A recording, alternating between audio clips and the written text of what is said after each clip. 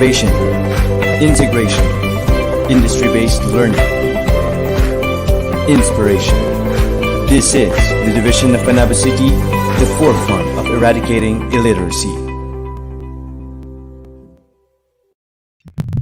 Hello world! Magandang umaga Pilipinas, maayong buntag Mindanao. Good morning Panabuans! And of course, welcome po sa ating day 2 ng ating webinar on Division Roll-Out on Learning Management System.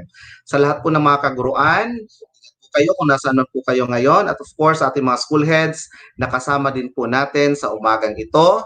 Sana po ay nasa mabuti po kayong kalagayan upang sa buong maghapon ng ating webinar ay magkaroon po tayo ng maayos din po na pagsasama kahit nga po virtual ay maging mabuti po ang lahat para sa atin. Ano po? So muli isang mapagpalang umaga sa ating lahat para formal na simula ng ating programa sa umagang ito. Hinihiling ko po ang lahat para sa isang panalangin na susundan po yan ng pag-awit ng ating nationalistic song. Let us put ourselves in the holy presence of God. Father in heaven, always merciful and giver of life, we humbly ask that you bless each one of us, from the speakers, program committees, guests, and participants. Guide us to make better decisions as we incorporate what we will learn throughout this activity. Thank you for the infinite blessings and countless opportunities. Lord, today as we start our activity, may we always be grateful to learn new things. Shed the light of your wisdom and bless each one, especially our speakers, as they will share their knowledge to us. Through your mercy and grace, may peace and utmost understanding shine and dwell unto us.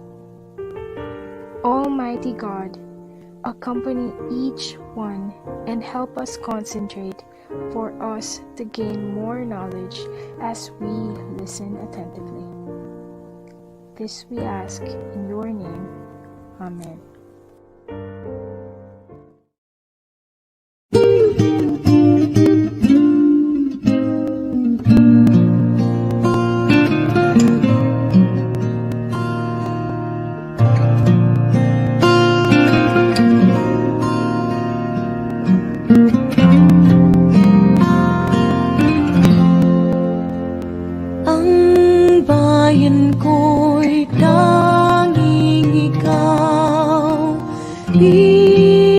Pilipinas kong mahal, ang puso ko at buhay man sa iyo'y ibibigay. Tungkulin ko'y gagampanan na lagi kang paglingkuran. Ang laya mo'y babantayan, Pilipinas kong hirang.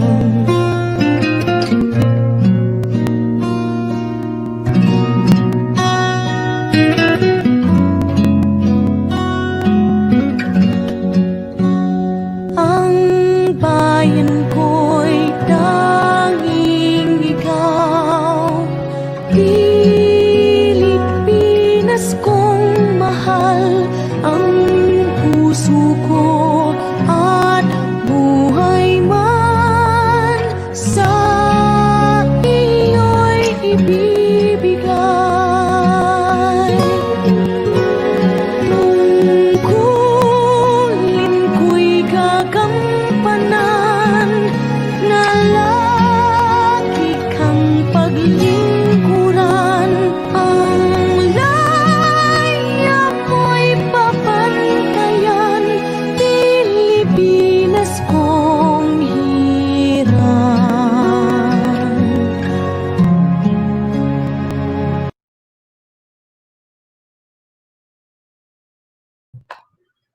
Yan, thank you so much sa ating controller. At muli po, magandang umaga po sa ating lahat.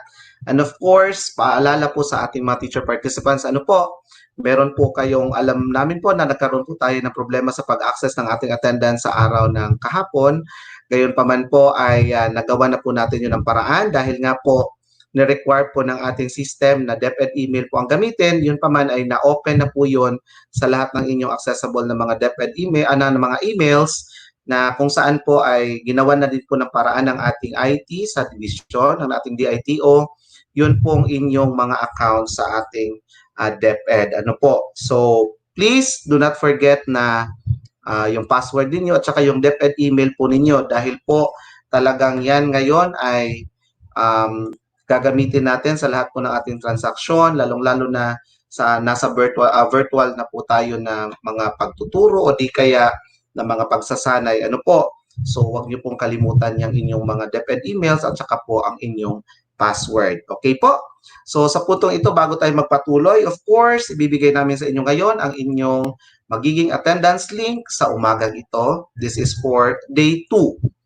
Ayan po ang ating attendance link para po sa lahat ng teacher participants na kasama po namin ngayon sa webinar na ito. Yan po ang inyong magiging attendance link. So please do not forget to screenshot at saka po mag-login na rin po kayo para makapag-attendance. Ang controller po natin sa attendance, pinapaalalahanan po na maging open na po yan para po makapasok na ang ating mga participants. Ano po?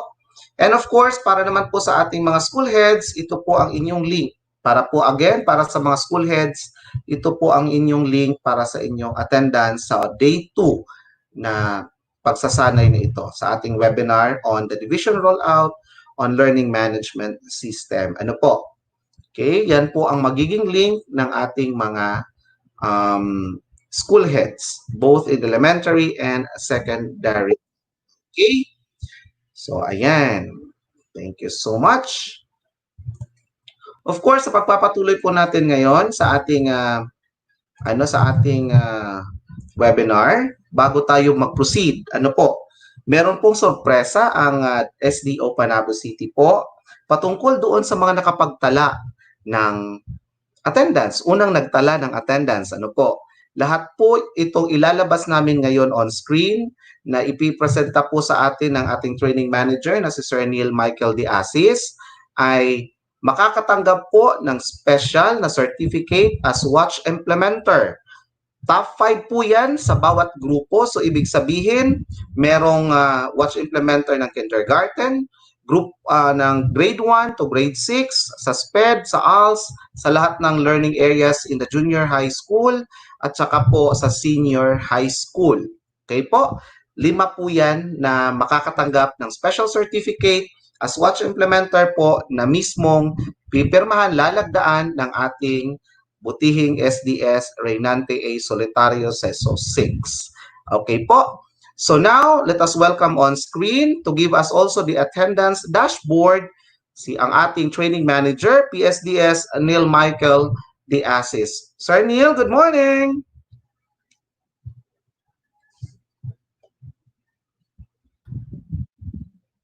So I will show you Sir Neil, good morning po. How are you? Oh, okay lang sir. Medyo busy kagahapon but so we're very happy kay ang tungod sa atong response sa response sa mga participants as well as for their attendance.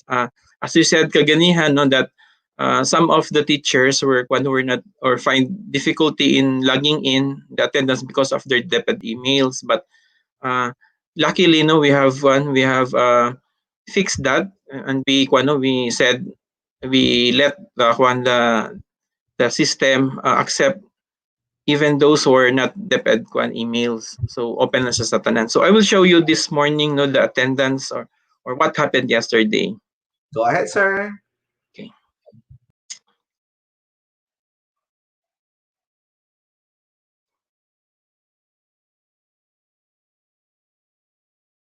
Okay, share screen. I think Sir Neil, our controller, is preparing that okay. Okay, so Okay, so for the elementary, so this what happened yesterday. So for the elementary, no, SPED. So for the SPED, they have in the morning, there were 16 participants. For kinder, there were 84. For grade 1, 123. For grade 2, 111. For grade 3, we have 96. For grade 4, we have 107. And for grade 5, we have 117. And for grade 6, we have 143. So for the junior high school, because they were broken into different groups. So for junior high school Filipino, we have 42. For junior high school English, we have 72. Junior high school mathematics, we have 73. Junior high school ESP, we have 13. Junior high school science, we have 59. Junior high school MAPE, we have 39. Junior high school TLE, we have 54. Junior high school Araling Panlipunan, we have 36. And for senior high school, we have 97. And for ALS, we have 12. And for school heads, 46 school heads made into the attendance. In the afternoon session, for the SPED, we have 14. For kinder, we have 78. For grade 1, we have 116. For grade 2, we have 110. For grade 3, we have 99. For grade 4, we have 111. For grade 5, 120. And for grade 6, 130. Okay, for the junior high school Filipino, we have 47. For the junior high school English, we have 80. Mathematics, 75. ESP, we have 16. For the junior high school science, we have 61. For the junior high school MAP, we have 42. And for the junior high school TLE, we have 64. For the junior high school Erling Panlipunan, we have 39. And for senior high school, we have 94. And for ALS, we have 10. And for school heads, we have 55. Okay, so this is a summary for morning session. We have 1,338 participants, and for the afternoon we have 1,361 participants. So nadugangan pagkahapon, it's because probably open ang email, open na ang system for that accepts email outside the PED. Okay, for the watch advocates, the early birds. Okay, for SPED, congratulations to Ruel Villanes. Of course, Sir Jaime Carlom and June Dayon, Michelle Idorot Camino, and Julius Bonus. For the kindergarten, we have Jelly Rose O. De Gilmo, Farah Fe Monte Alto, Rod G. Alicando, April Jean Camanse, and Fritchie Ann Alonsagay. For the grade 1, so ano siyang top 5 sa grade 1, we have Ofelia Cabrera, Ferlin De Guzman, ay Nizel lang gibutang. And then another is Rosan Ortega and Juvelin Magbanta. For grade 2, we have Edmar Warain, Jeanette Villoga, Giselle Maureen Caminero, and Elena Alcordo and Cherry Coquilla. For grade 3, we have Nelvina Tidalgo, Elizabeth Montero, Leia Alicaba, Junilin Pahente Abina, and Rina Viloria. For grade 4, we have Rosel Takot, Irene Cocal, Leonor Cagape, Amor Estilo, and Shirley Duluhan. For grade 5, we have Charity Palapan, Numalin Rejas, Elben Oczon, Lindy Marie Fiel, and Lablin May Borlasa. For grade 6, we have Unisa Marie Hayoma, Maricho Calonia, Jemar Taylaran, Charito Licarte, and Ma'am Lovely Rose Calderon. For the junior high school Aral Pan group, we have Jan Visillas, Helen Abaw, Mary Ann Carnasa, and naibutang day Aris lang. Lucille Barbaton, And for the English group, we have Jerica Aiko Dumanayos, Charlie Main Aceron, Ken Harvey Pamor, Presi Tagaro, and April Ang. For the ESP group, we have Apple Jean Dakyo, Emily Infesto, si Ma'am Gemma Vergara, Erwin Agudo, and Lori Jean Cabrera. For the Filipino group, we have Kimberly Paulette Abad, Rhea Jean Damiar, Michelle Suhayon, Cerilyn Sanico, and Glendale Santillan. For the junior high school MAPE, we have Reza Zablas, Nani Jane Introso, Jason Malilahuen, Mayor Grace Pabokan, Floremi Lopez. And for the mathematics group, we have Villar Christie, Giselle Bohol, Mary Camille Hingo, Mary Joy Palma, and Mary Ann Antipolo. For the junior high school science, we have John Adriona, Glorimi Ocon, G.R. Arbaca, Alfredo Madria, and Christian Adalim.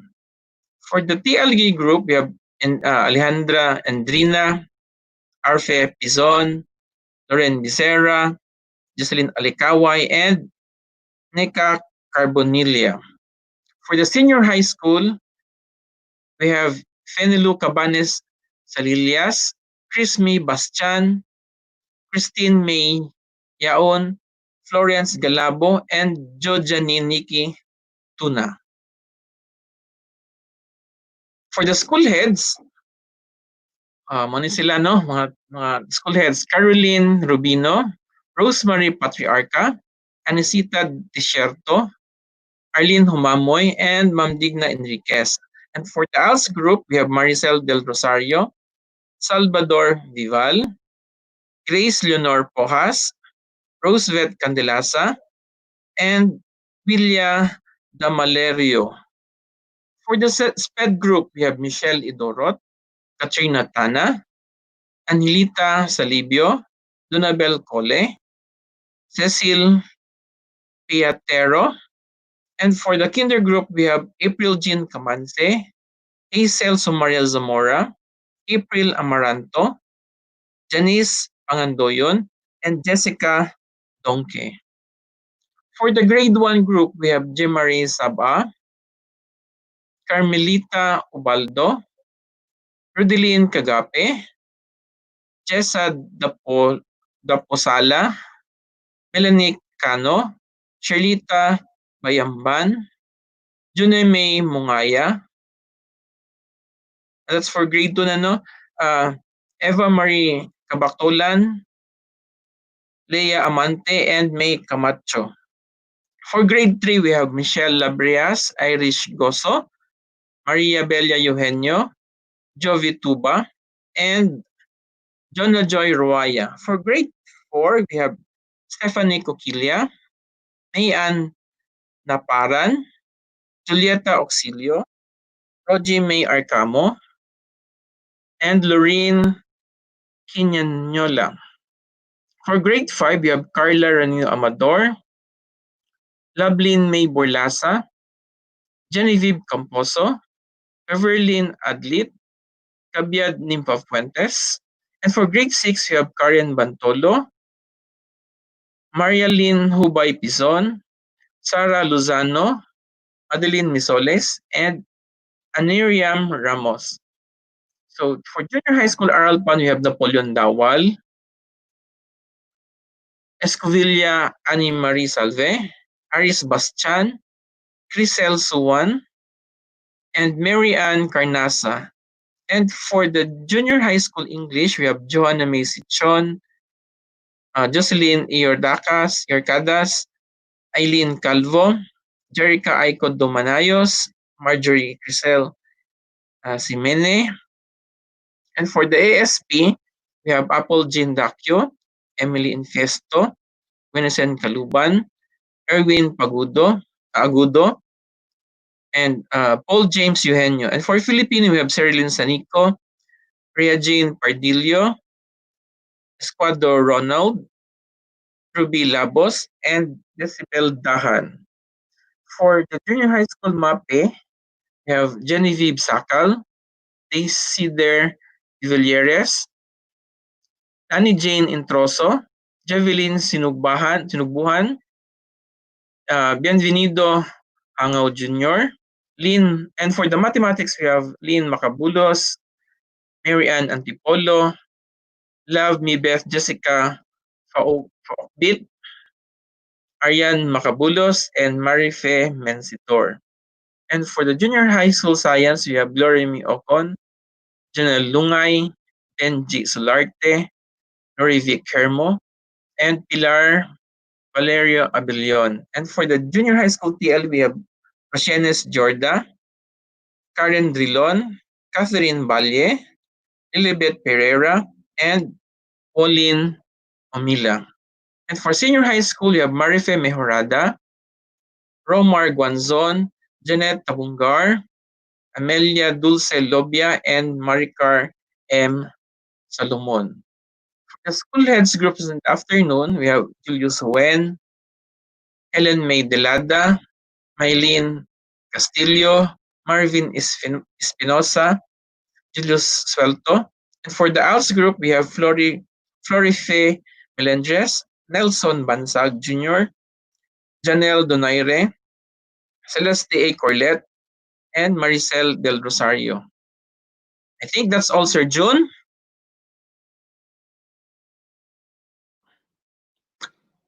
Thank you so much, Sir Neil, and congratulations po sa lahat ng ating Watch Awardees. Ayan po, yun po ay AM and PM. So, ibig sabihin po, sa araw din ng bukas, ay maglalabas din po kami ng panibagong mga Certified Watch Implementer. Ano po? So, huwag niyo po muling kalimutan na baka kayo ngayon ay mapili na naman, kayo na po naman.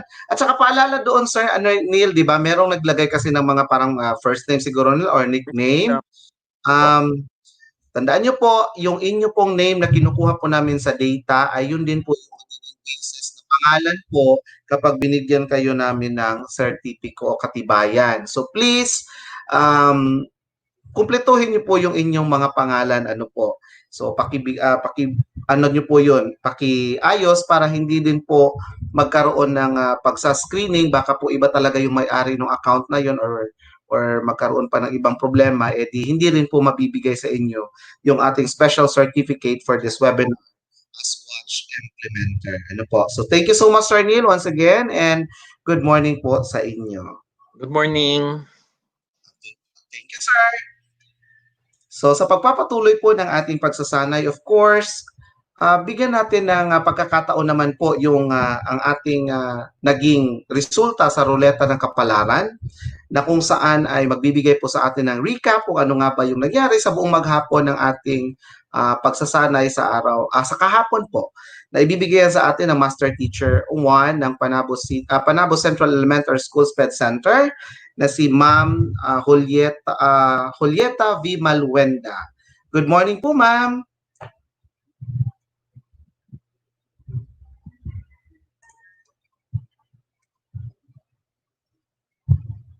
Ayun.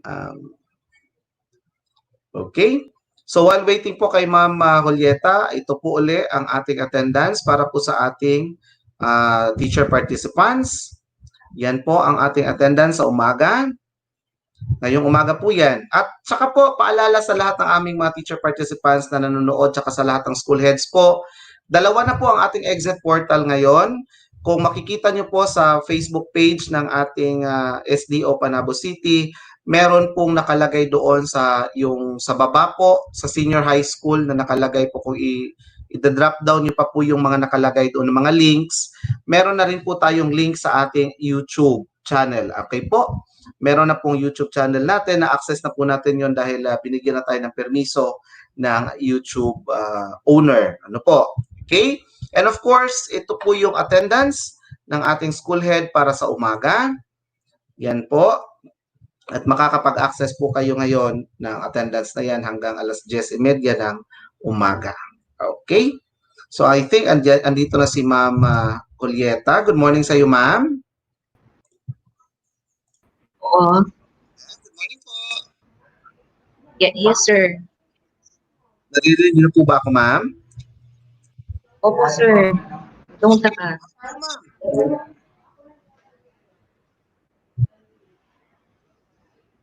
Sige po. Opo. Go ahead po, ma'am.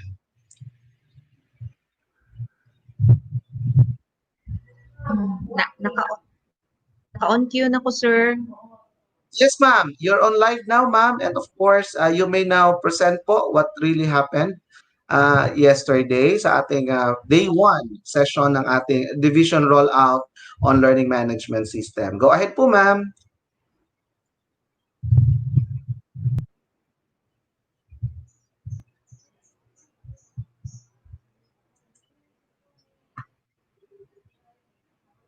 Good morning. Yesterday,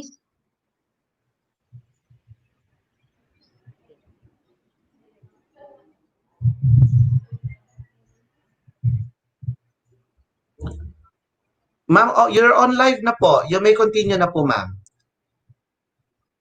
Go ahead. thank you po, sir. Good morning once again. Yesterday's session was highlighted with the message of Regional Director Evelyn R. Pitalvero, CESO4, reiterating the prayer to guide us through in this time of new normal. And through that prayer, coupled with perseverance, everything will follow. R.D. Pitalvero also made mention of the dry run of modalities implementation comes first week of August. Through within the SLM self-learning modules will be supported with the 30% of schools MOOE to cover everything along with the needed materials to maintain health and sanitation. Dr. Joanne C. Aguilar's formal introduction of R.D. Petalvero was well appreciated by the latter. Meanwhile, Schools Division Superintendent Renante A. Solatario, ED CESO 6, reminded us of being resilient and that LMS is here to help bridge the digital gap for our students to serve the best and quality teaching.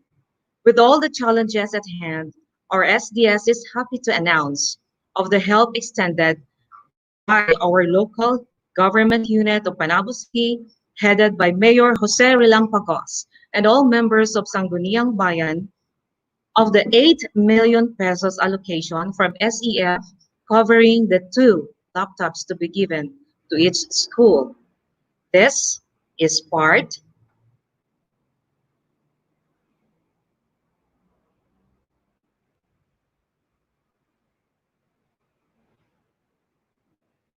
of the Panabo City Division's several initiatives to cater the module's delivery. In addition, the pledge of our Honorable Congressman Alan Duhali to give laptops to teachers. On the other hand, Assistant Schools Division Superintendent Rebecca C. Sagot enjoined all schools in Panabo City Division to participate in the dry run to find out what are the things go well and the things needed and how these challenges be addressed. Dr. Danilo M. Kanda, our HRDD EPS in Region 11, was also with us yesterday discussing on the roles of teachers aligned in DepEd's vision, mission, and core values. He further stressed that their dream for DepEd should have clear strategy like LMS for this dream to be achieved. Sir Hernani Erisueño Jr. RN was also with us on the first day of webinar and gave details on health aspect and shared to us the ways to reach for help in time of emergencies. Also, Sir Joselito O. Q. Edom, Ma'am Queenie May B. Villamor, Ma'am Lou Jane, toured us to the different facets in LMS, like the access courses and manipulatives, and helping us meet our soon-to-be best friend, the big blue button. Although given freely by blindside networks, we should not blindly use it for the sport testing purposes only. And with that, Ma'am Villamore allowed us to have a glimpse of their LMS at Sigaboy Agricultural Vocational High School. Lastly, Dr. Januario Iyamota, Sir Tyron Duhale, and Dr. Neil Michael A. Diases, training manager of this webinar, inculcating us to be always responsible in the use of gadgets. First day session was ended with the distribution of links for the next sessions.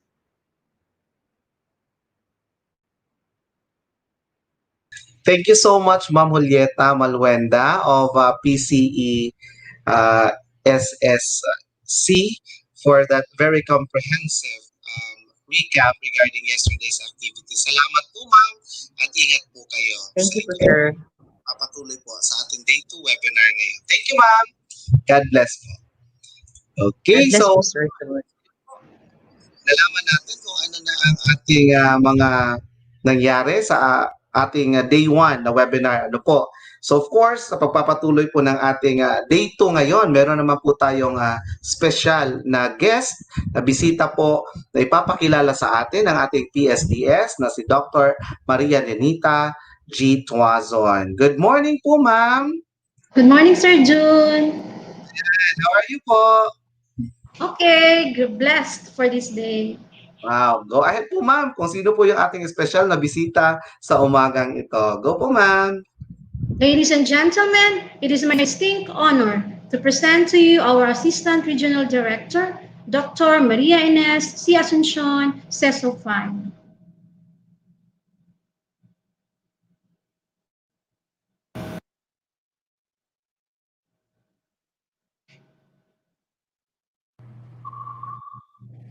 To our beloved Mayor, Mayor Ramos, Vice Mayor Gavina, and the members of the City Council of Panabo City, to our beloved Congressman of Panabo, Congressman Alan Duhali, to our Education Councilor Honorable Pamisaran, to our dearest Superintendent Dr. Renante Solitario, to our Assistant Schools Division Superintendent Rebecca Sagot, to the two chiefs, Dr. Januario Yamota and Dr. Eileen Año, and to all the education program supervisors of Panabo City, to all the district supervisors, both elementary and secondary, school heads, and to our dear teachers. I wish to convey my sincerest gratitude to our Schools Division Superintendent, Dr. Renante Solitario, for carrying out the task of honing the knowledge and skills of our educators, specifically our trainers in Panabo City. At this point in time, you all have developed your competence in using the learning management system in the delivery of basic quality education, focusing on the most essential learning competencies or MILKs. I believe that you already have built up your confidence in the implementation of the different modalities, and you must have chosen the type of modality most appropriate for your learners. May it be online, offline, synchronous, asynchronous, modular distance, TV based instruction, or radio based instruction. You went through all the simulations using the virtual classrooms, and in the end, you made up your plans to capacitate the district and cluster teachers until we would be able to reach out to all the teachers in the schools. Emergency education is a form of psychosocial intervention as they establish a familiar learning environment to instill a feeling of hope for the future. Having classes being held everywhere, in any spaces or modalities, would surely give the community a sense that the situation is going back to normal. I hope that we will all work on this together. Let us not allow COVID 19 shatter the dreams of our young generations. Let us continue to write the brighter future of our children for a brighter tomorrow. Rest assured that your efforts will never go in vain because they will surely leave a special mark in the hearts and minds of our students and teachers. Thank you.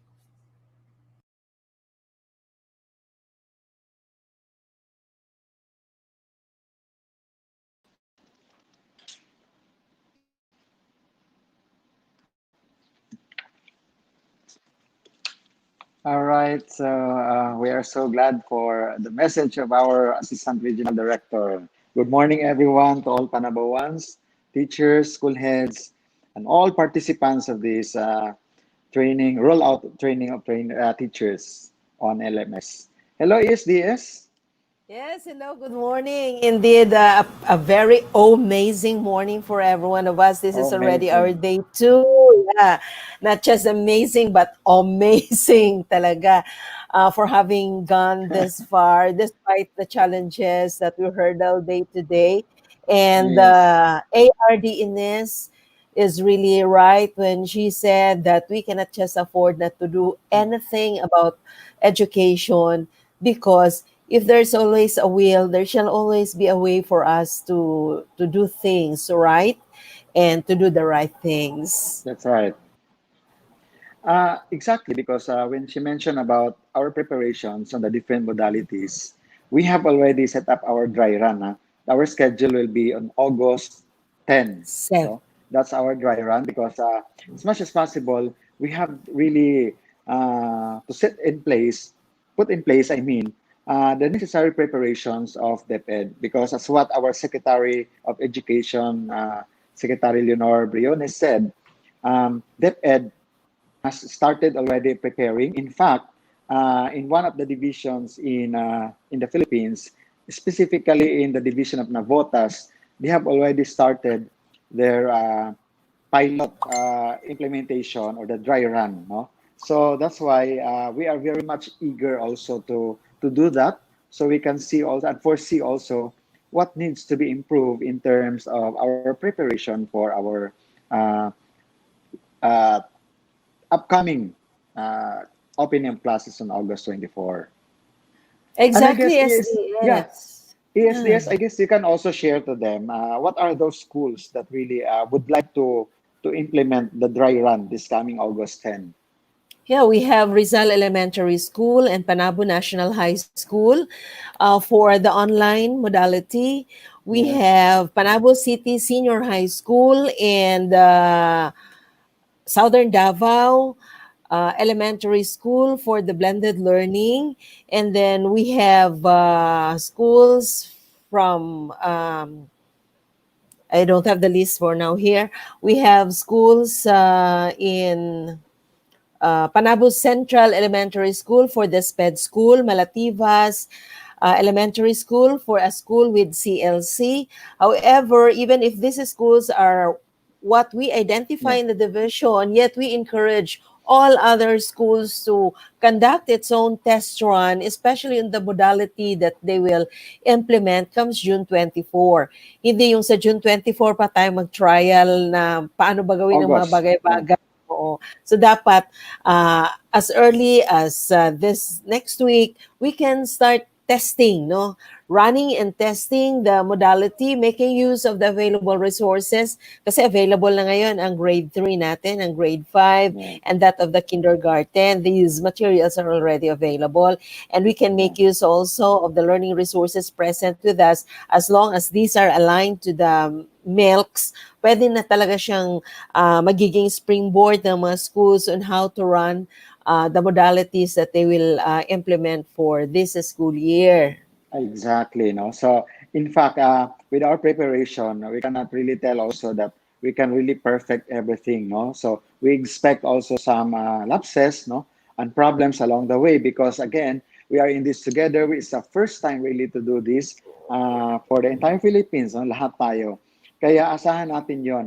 Actually, also we have also schools who will pilot also the TV and radio-based instruction. So, we have already Yeah. tied up with our partners in the PTV Davnor, we have DXKN, and also the Panabo satellite cable TV because we have received the memorandum issued by the National Telecommunications Commission or the NTC that mandating all our radio and TV stations to provide assistance to DepEd in the implementation of our LCP. So that's why we have already started negotiating our partner from the Panabo City cable station, no? Para at least makatulong din. We have also airtime scheduled there, the broadcast, and also for the radio. No? So, as what we've got also from our partnership with our DXKM, Mondays to Friday po tayo from 3 p.m. to 5 p.m. So, yun yung broadcast natin. For those learners who chose TV and radio-based instruction. So they So, have different options to choose from actually. Although we have a lot more using the modular modality, but if the radio and TV could be more convenient for our learners to be able to learn, then we can have them adapted also in our respective schools just to provide array of options to choose from para lang yun maka-eskwela ang atong mga kabataan. exactly. So that's why with that also for the online modality, kasi meron din tayong online, medyo mataas-taas din yung mga learners natin na pumili ng online. And this is the reason why we have this LMS, because this is also one way of training also our teachers for the online modality. It's good that we have realigned budget from our special education fund. Naalala nyo, hindi natuloy yung dabraan natin at saka yung palarong pambansa. And the funding that we've got out of that, no? So we are really realigned that into supporting LCP. So that's why we'll be giving surprises to our schools, the 60 schools here in Panabo. Hintayin nyo na lang, no? Bago magsimula ang klase, meron pong ipapamimigay sa inyo sa tulong po ng ating mahal na Mayor Jose Relampagos sa buong members ng local school board ng city. And we are just very happy because, All right. and not just happy, but lucky because our city government is very supportive and they keep backing up on us, especially on the needs that we have to implement the different modalities in our division. The only thing we do is parang wala na lang yung atrasan ba, try and try lang yun nato ang mga options kasi we also do not expect everything to be perfect. We probably shall be committing a lot of mistakes, but we really do not consider them as mistakes, but we consider them as learning steps towards perfection of the conduct of the different modalities. That's right. So thank you very much, ESDS. And to all the teachers and school heads out there, just continue listening to our lectures, our speakers. We have also invited our guest tomorrow. Sana makadalo ang ating taga-central office na director ng ating senior high school.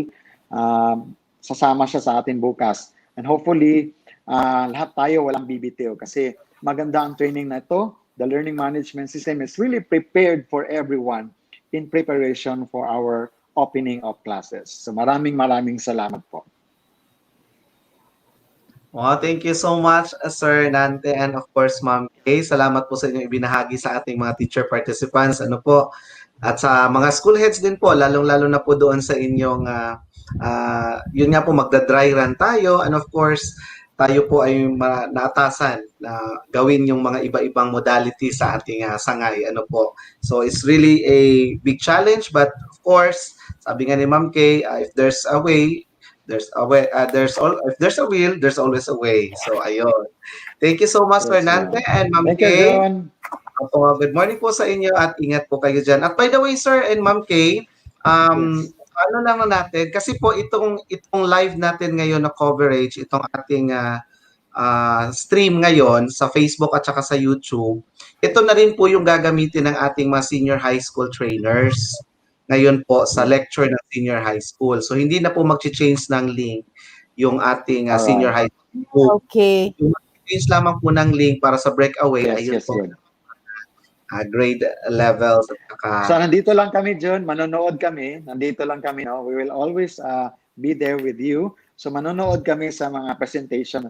At saka sa return demo, no? Kasi asahan natin ang gagaling ng mga teachers natin na mamayagpag tayo during the regional training of trainers. So, yes, sir. Tiyak, matutuwa ang mga teachers. Salamat. Yes, God bless po. Thank you so much po. Ayan. Ingat po kayo dyan, sir. Ayan, thank you so much po muli sa nagpakilala po sa ating special guest, of course, to Dr. Maria Denita Tuazon. Thank you so much po sa inyo. At Maraming salamat din po kay Ma'am Julieta Malwenda, nagbigay din po sa atin ng recap. And of course, to our Schools Division Superintendent and Dr. Renante Solitario at sa ating Assistant Schools Division Superintendent, Dr. Rebecca Casas-Sagot. Maraming salamat po sa inyo.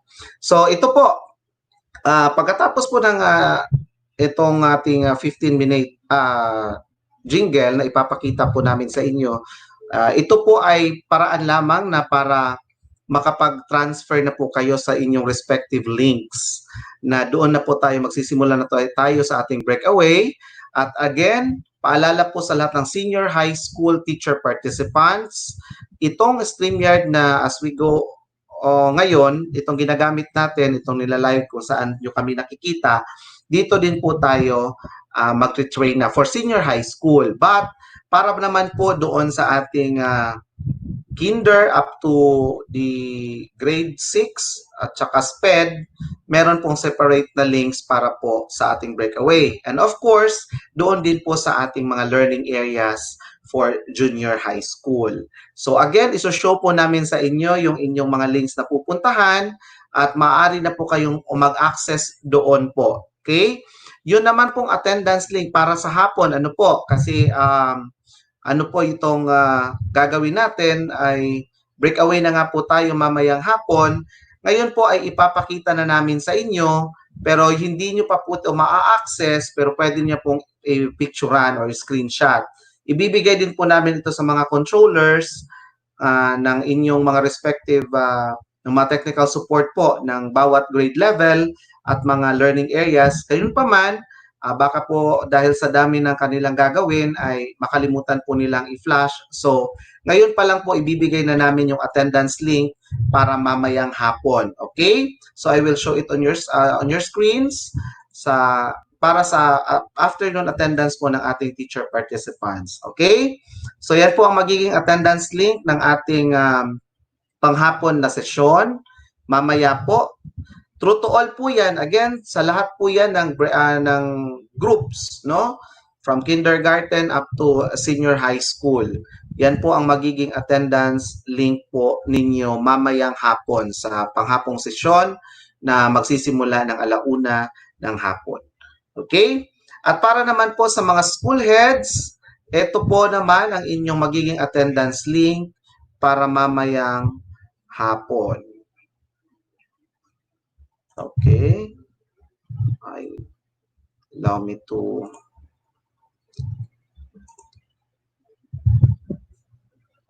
okay.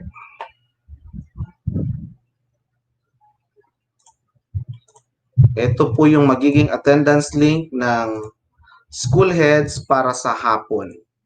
Yan po. Okay, so please do take a screenshot or picture po para ma-access nyo po din yan. At saka ito naman po ay ipopost din namin sa Facebook page para clickable na lang po na inyong mapapasukan mamaya sa Facebook page po natin para at least ma-click nyo na. Pero pwede naman na picturean nyo at saka ma-access ninyo, wala pong problema. Okay, so thank you so much po. Ayan. So, yun. So, sana po handa na ang lahat ng ating mga breakaway session controllers. Sa lahat po ng mga technical support ng bawat group. 16 breakaway sessions po tayo ngayon. Ipapakita po muli ng ating director na controller po natin sa StreamYard, ang ating DITO Sir Tyron Duhali, ang mga links po na gagamitin para sa breakaway session. Sir Ty, pwede po ba natin maipakita yun muli?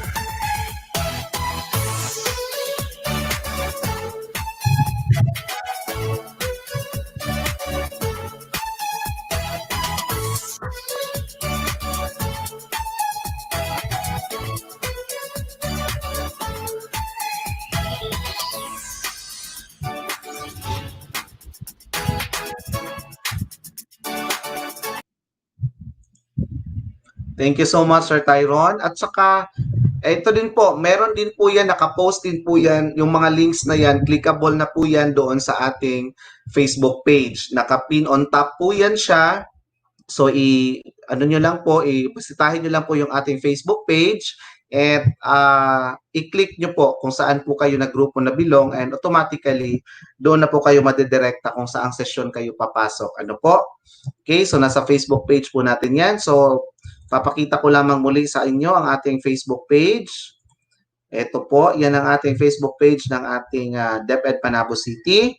At mamaya po, ibibigay po namin sa lahat ng technical support ng bawat sesyon ang atin naman pong YouTube channel. Inaayos lamang po, may inaayos lamang po ang ating DITO sa ating YouTube channel at mamaya po ibibigay na po sa inyo ang ating mga links for our YouTube channel. Ngayon po, as advice po ng ating training management team, of course, sa pangunguna po ng ating SDS at saka ESDS, lahat po ng teacher participants na nasa po sa buong Panabo po, please do like our Facebook page ng SDO Panabo.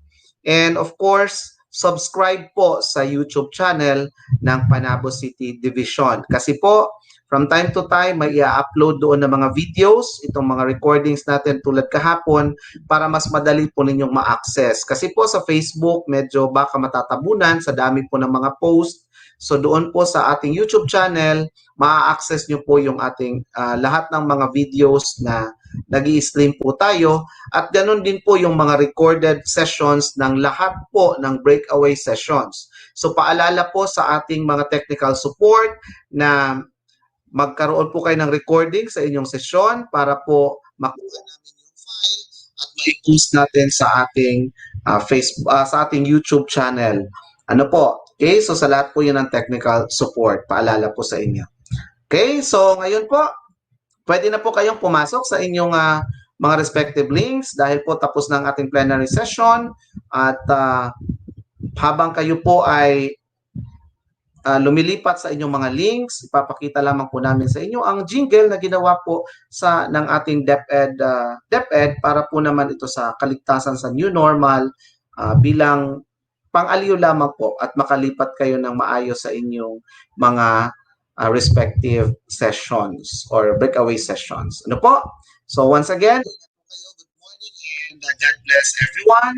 And see you tomorrow. Bukas po tayo muling magkikita sa plenary for day 3. And yun nga po tulad ng sinabi ni Sir Nante, makakasama po natin bukas ang ating special guest mula po sa DepEd Central Office. Okay? So bukas na po yan. Surpresa na po namin yan sa inyo. Ano po? So once again, ingat po and good luck sa maghapon nating sesyon para sa day 2 ng ating Division Roll-Out on Learning Management System. Good luck and God bless everyone. Laging handa.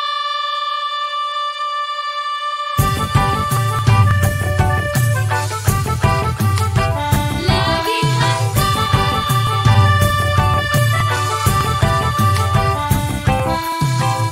Baha tagtuyot sunog lindol bagyo. Mga kalamidad na likas sa ating mundo. Napapahamak ang buhay at kabuhayan. Kaya naman kailangan ng paghandaan. Maging handa, maging alerto. Tungkulin to ng bawat mamamayan. Kaya tara na, kilos na, lika na, tumulong tayo. Gawin na po ang karapat-dapat na maging laging handa. Tara na, kilos na, lika na, tumulong tayo. Gawin na po ang karapat-dapat na maging laging handa.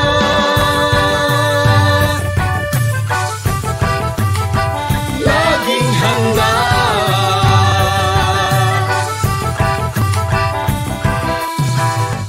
Kalamidad ay maaasahang darating. Sa di inaasahang oras, Kaya naman hindi na dapat hintayin.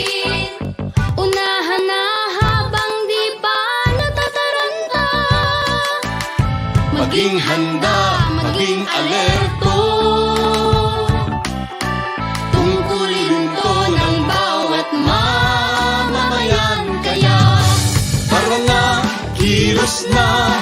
Lika na, tumulong tayo. Gawin na po ang karapat-dapat nang maging laging handa. Tara na, kilos na. Lika na, tumulong tayo. Gawin na po ang karapat-dapat nang maging laging handa. Suriin mo mabuti ang iyong kapaligiran. Saan ka ba nakatira? Diyan ba ay bumabaha? Tuwing gamot, pagkain, kumot, pang sindi, first aid kit. Mga gamit panligtas ng buhay dapat mabitbit. At sakaling lumindol o sumabog ang bulkan, meron bang madadaanan palayo sa kasawian? Panahon na ay malupit at ang hangin hagupit. Mabuti na lang na tayo ay laging nakahanda. Tara na, kilos na. Lika na, tumulong tayo. Gawin na po ang karapat-dapat nang maging laging handa. Tara na, kilos na. Lika na, tumulong tayo. Gawin na po ang karapat-dapat nang maging laging handa.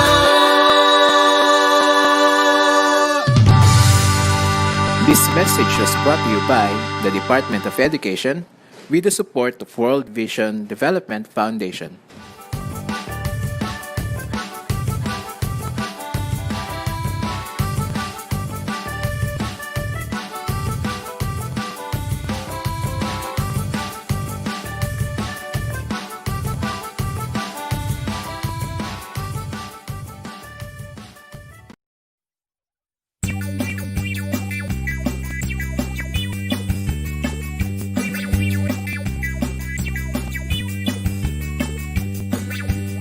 Panatilihing malinis ang ating katawan. Resistensya natin ay dapat palakasin. Sama-sama, tulong-tulong, nating labanan ang COVID-19. Kaya natin to, wag lang matakot. Kung sama-sama ay walang problema. Palagi ang maghugas ng mga kamay gamit ang sabon at malinis na tubig. Sama-sama, tulong-tulong, nating labanan ang COVID-19. Kaya natin to, wag lang matakot. Kung sama-sama ay walang problema. Sa may sakit, ika'y dumistansya para di ka mahawa. Kung uubo at babahing, bibig at ilong iyong takpan. Sama-sama, tulong-tulong, nating labanan ang COVID-19. Kaya natin to, wag lang matakot. Kung sama-sama ay walang problema. Labanan ang COVID, kaya natin to. Para sa karagdagang impormasyon, pumunta sa doh.gov.ph o sundan ang official DOH Facebook page.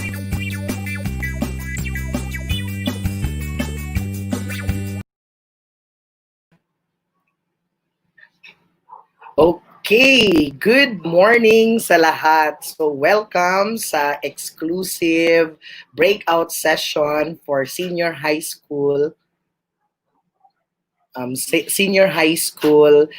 teachers of Panabo City Panabo City Division. So medyo exciting ang ating araw ngayon, no? Kasi marami tayong mga invited speakers to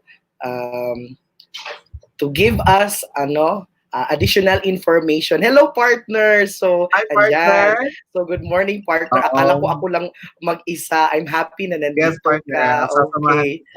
Okay, thank you so much, June, Besh, for giving your time, giving your expertise. So, Panabo City Division. So, today, Sir June, friend, this is an exclusive, as what I have said a while ago, this is an exclusive breakaway session for senior high school educators, both grade 11 and grade 12. So, Besh, before ako magpatuloy, I would like to greet and my courtesy to the following, to our SDS, Dr. Reynante A. Solitario, CESO 6, to our ASDS, Dr. Rebecca A. Sagot, to all the chiefs, no, dalawang chiefs natin from SGOD, Dr. Eileen Anonuevo, and to our CID chief, Sir Januario Yamota, all the EPS and our PSDS, SHS coordinator, also our PSDS, Sir Neil De Assis, our training director as well. To all the school heads and of course SHS teachers. Well, Besh, daghan kay ko marami akong ginigreet ngayon, no? So, kamusta ka, Besh, no? Day 2 na tayo, no? Thank God na nakasustain tayo, Besh. Okay? Yes, Besh. Maraming salamat. Opo, dito na nga po tayo. And of course, sasamahan kita kasi sa senior high school din naman po ang aking Yes, ano, of course. nakatoka. Pero gayon pa man, Besh, ay of course, naipakilala mo ng ating mga DepEd officials at saka ang ating mga magagaling na mga school heads at sa lahat ng namiminuno sa ating rehiyon, sa ating Division. sangay. Kaya Sangay. pagpasensyahan niyo po. Nalilito na ako minsan. So sa Complete ating, to Besh ang B1 at B2. yes, Okay. B1 and B2, the Penoy and Balot. Okay, good vibes lang tayo to start a positive day. Okay, Jude, Yes. continue. Yes, Besh. Besh, ipapakilala lamang muna natin ang ating mga technical support sa ating senior high school breakaway. At of course, susundan yan ang pagpapakilala ko rin sa ating trainers na makakasama po Yes. ng ating senior high school group Break. para po sa breakaway session sa maghapong ito. Of course, pinapakilala ko po sa inyo una ang ating in charge sa technical support. I will show them on screen and they can make kaway-kaway po.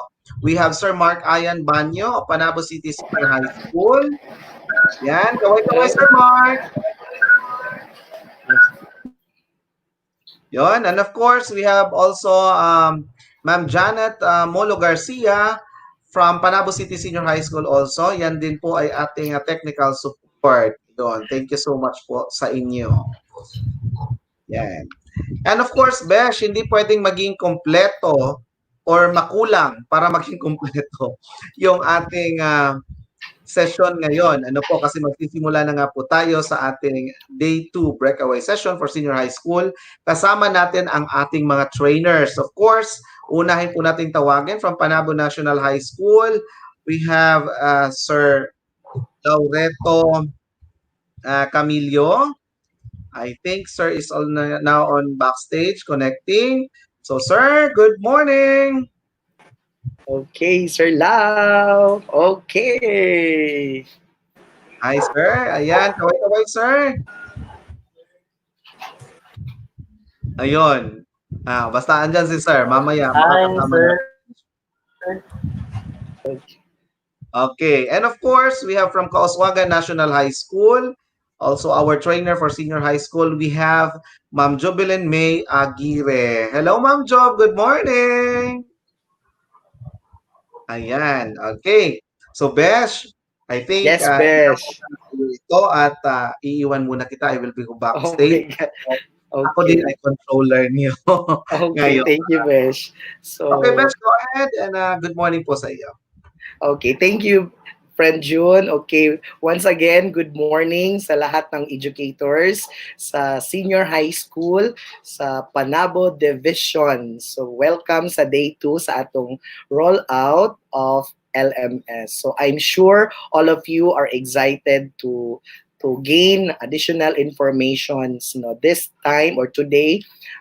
Masyadong mabibigat at the same time informative ang ating mga topics or inputs na ibibigay ng ating mentioned na mga trainers coming from our very own, of course, Panabo City Division. So, sa mga hindi pa nakapag-attendance, no, huwag niyo kalimutan na mag-attendance. So, please make sure nakapag-attendance kayo kasi kailangan natin yan kasi later on, pag matapos na natin tong ating rollout, you will receive a certificate of attendance na kailangan din natin for our MOB or mode of verification. So, ano mangyayari today? So, since ang day 2, nakafocus na tayo more about sa ating most essential learning competencies. So, marami tayong inaasahan ng mga informations na for us, sa mga teachers, particularly in senior high school, need natin. Yesterday, na-mention yung mga different na kailangan natin i-prepare para sa ating what do you call this one? For example, yung session ni Sir Danilo Kanda, more about the common topics, no, focusing on the DepEd vision, mission, of course, core values. Followed by kay Sir Hernani Riswenyo kahapon din, no, kailangan din nating pangalagaan ang ating mental health and psychosocial services. Kaya binigyan, there is a simple presentation, no, to update us, no, to keep us healthy, mentally healthy. Okay? And of course, pagkahapon, we have invited, no, speakers, no, na originally they have created, no, what we call learning management system. So yung kahapon, equipping us mga senior high school teachers, no, kasi if we try to realize, we are now into a new normal setup, no, hindi na ang new normal as what yung mga DepEd officials natin, ang new normal is abnormal. So nag-i-adjust tayo sa hindi dapat natin, no, na kinakaharap natin ngayon. But because of the COVID pandemic, we need to adjust, no? Since Filipinos, tayo ay mga Pilipino, we are resilient, we are adaptive, no, sa pagbabago ng ating panahon ngayon. So part of the changes is to equip us, no? And equipping us in preparation for August 24 opening of class, no? Kailangan natin ibigay din ang ating best. So we need to learn, and today we will be talking, or we will be focusing about what are the things to prepare, no, inside the class, or what are the things we need to give to prioritize, particularly in preparing lessons in the new normal. So I guess our first speaker, no, bumaba pa talaga siya sa bundok, no, joke lang po, kasi she's coming from a far school, hindi siya malayo siya sa city proper of Panabo City. So she's from Kauswagan National High School, and if you can see kanina, Sir June, pinakilala siya. She is one of the prettiest trainer. Okay, prettiest talaga. So I think ready na siya. Sir June, ready na ating first speaker partner. So hindi na natin to patatagalin. Yes, partner. Yes, partner. Actually, ang ating first speaker ay naghahanda, maisingit ko lamang, partner, na ang Sure. ating instructional supervisors, sinasamahan din po tayo ng ating instructional supervisors para po sa senior high school. Of course, we have our senior high school coordinator, at the same time our training manager, Sir Michael D. Asis. Kasama din po natin ang ating dalawang instructional supervisors na ang ating PSPSS na si Sir Avelino Bitang, and of course si Sir Antonio Pasquito. Mamaya po makakasama natin sila sa ating session. Okay, so Besh, okay na Thank tayo? you, Besh. Oh yes, Besh. Thank you, Besh. No, muntik na makalimutan na ating mga instructional managers. Hello po, good morning po sa lahat. So, again, hindi na natin ito patatagalin. I am pleased, no? I am so excited to present, to give the floor to our first trainer. She's none other than Miss Jobel May Aguirre of Kauswagan National High School. Hello, Ma'am Joy. Okay, ma'am. Paki-on po yung ating audio. Hello, Ma'am Joy. Okay. Okay. medyo meron tayong technical. Yes, ma'am. Okay. Okay, nandiyan na si ma'am. So, ma'am, hindi na natin. How are you today, ma'am? Kamusta po? I'm actually feeling better Yes, than ma'am. Okay lang. yesterday. It's okay, ma'am. I know that you are prepared and ready for our first session, no, exclusive for senior high school. So, ma'am, I will give you now the floor, the screen, no. Take it away. Go ahead, ma'am.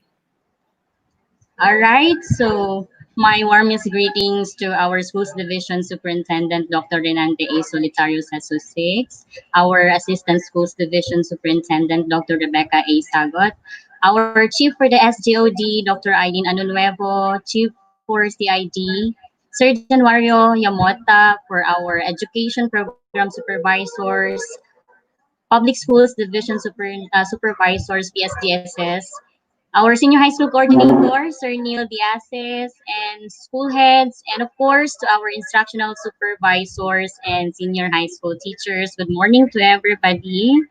So my presentation for this morning is a bit comprehensive. So Miss Controller, kindly show my PowerPoint. So my task for this morning is to discuss about the most essential learning competencies. As we all know, BEPED Region 11 during this global pandemic is innovative as it carries out its mandates under the framework of Sulong Edukalidad. It continues to navigate diversified interventions and strategies to sustain the delivery of quality, accessible, and relevant basic education. So for this morning, let's have a glimpse of region's context leading to the support of the commitment or our commitment on the K to 12 curriculum. Ika nga, education must continue. Next slide, please. So let me share to you with the presentation outline for this session. So first, let us know the region's context. Another one is the framework of the region's learning continuity plan. If we have our school learning continuity plan, that is also based on the continuity plan of our of DepEd Region 11. We also have the K to 12 MELTs, or most essential learning competencies. And where are we heading? This is our way forward. Next, please. So we have here the illustration. As what you can see here, na ay disaster, unya na ay boksingero, no? Gamay kaayo, din dako kayo ato ang kalaban. So before the COVID pandemic come into picture, Davao region is baffled by many disasters which cause impacts on our educational system. As far as you can remember, there are really instances na we need to suspend classes because of the threats of earthquakes and aftershocks. So be it in a smaller or bigger scale, learners are generally out of school for periods of time due to disasters. The negative impact on the education of learners of all these existing challenges is the damage to education or leads to the damage of educational infrastructures and often leave many children in need of critical education support or learners with special needs helpless in ensuring the longer term development. So since our DepEd Region 11 is very responsive, amidst this COVID-19, which poses challenges to various sectors. DepEd has to change its landscape of operation in order to become viable in this trying time. Next, please. So that's why we have the so-called I Teach. What is I Teach? This is the framework of the region's learning continuity plan. As what I said a while ago, that learning must continue. If we will stop our education, of course, there is a tendency, according to UNESCO, that we will also lose our human capital, and we will not allow that one to happen. So we have here the I Teach. I Teach stands for Integrating Technology, Academic Community, and the Household. So we have here our advocacy.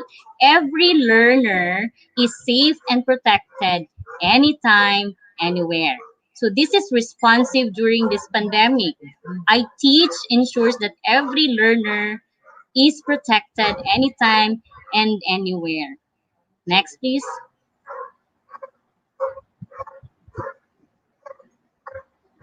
So according to UNESCO 2020, this global health crisis poses impact on the basic education system as approximately 87% of the world's population, or about 1.5 billion learners all over the world, have been affected. So imagine that one. So with that, we strongly believe that education must continue, or else, of course, we will lose our human capital. So with that framework of the region's LCP, we are guided by this. The first one, determine the context of the learners and their families. Number two, develop and establish a contextualized hybrid learning management system in every school, or SDO. That's why we have our LMS for the region and LMS from the central office. Then enhance preparation of learners in meeting the K-12 basic education program standards and competencies under most essential learning competencies. Another one, map out all materials necessary for the delivery of the lesson vis-a-vis the MELCs. Develop self-learning materials that are aligned with the MELCs. Facilitate conversion of learning materials into ebook, interactive video lessons, and radio scripts ready for the different modalities. Next slide for the eighth one. Utilize ICT in the management, communication, accreditation, and supervision of private schools and delivery of support and resources to all field offices. The eighth, provide necessary retooling and upskilling strategies to all personnel in all governance. Nine, of course, we have the support of our parents. We need to do that one and to have that one. Orient parents and learners on the different modalities of learning on the significant roles of parents as facilitator of learning. Strengthen the partnership of key players to ensure delivery of all learning modalities in schools and collaboration in all governance. Protect the well-being of the learners, teaching and non-teaching personnel, and education leaders by ensuring a safe and conducive learning, working spaces environment. And of course, lastly, celebrate success and reward all key players and partners in the delivery of the quality service for sulong edukalidad. Please, next please. So we have the framework for the region's LCP. So we have the I Teach, I Learn, curriculum management objectives, strategic leadership and management, quality assurance objectives, partnership building objectives, and people development objectives. Next, please. So we have the K to 12 MELCs. So MELCs is of course based on our responsiveness to the needs of the new normal. So let us know the features of the MELCs as reflected here. So MELCs are based on the shortened period of school calendar. We need to ensure that MELCs are delivered on respective clientele, and these are our students. Teachers need to respond and set into motion the goals of the K to 12 curriculum. Next slide. So we have here, sama-sama sa pagsulong ng edukalidad. So imbibed with the philosophy and principles, as well as pillars of sulong edukalidad, it is hoped that teachers would be able to respond to the goals of the K to 12 basic education program. As we all know, we are known to be resilient and adaptable to changes, especially this what so-called new normal. Next one. So what are MELCs? So we have here the K to 12 most essential learning competencies, or MELCs. Take note, this one is not a departure from the K to 12 curriculum. It is not a new curriculum also. This is based on the curriculum guide that we have. It's just that it undergoes reviewing and systematic processes to identify the most essential learning competencies from the essential learning competencies and from the learning competencies. The second one, standards. I guess we are familiar with this term. We have content and performance standards. Standards are retained. MELCs focus also on the attainment of the 21st century skills. So we are not depriving the skills of our students, but we are also preparing them to be globally competitive by acquiring 21st century skills.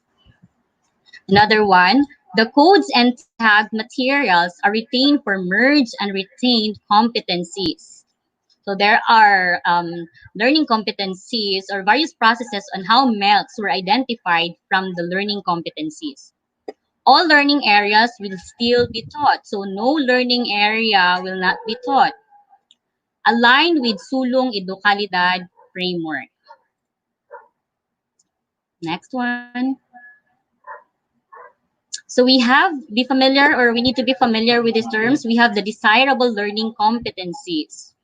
So when we say desirable learning competencies, what may enhance education but may not be necessary in building foundational skills. So from the desirable learning competencies that we have based on our CG, we are now going to identify the essential learning competencies because essential learning competencies, according here, these are what the students need, considered indispensable or very important in the teaching learning process to building skills to equip learners for subsequent grade levels and consequently for lifelong learning. So when we say essential learning competencies, these are the learning competencies that may stay for a lifelong learning. So the students may eventually use this one in their day-to-day life activities, especially on the reading, the writing, the research skills, critical thinking, so on and so forth.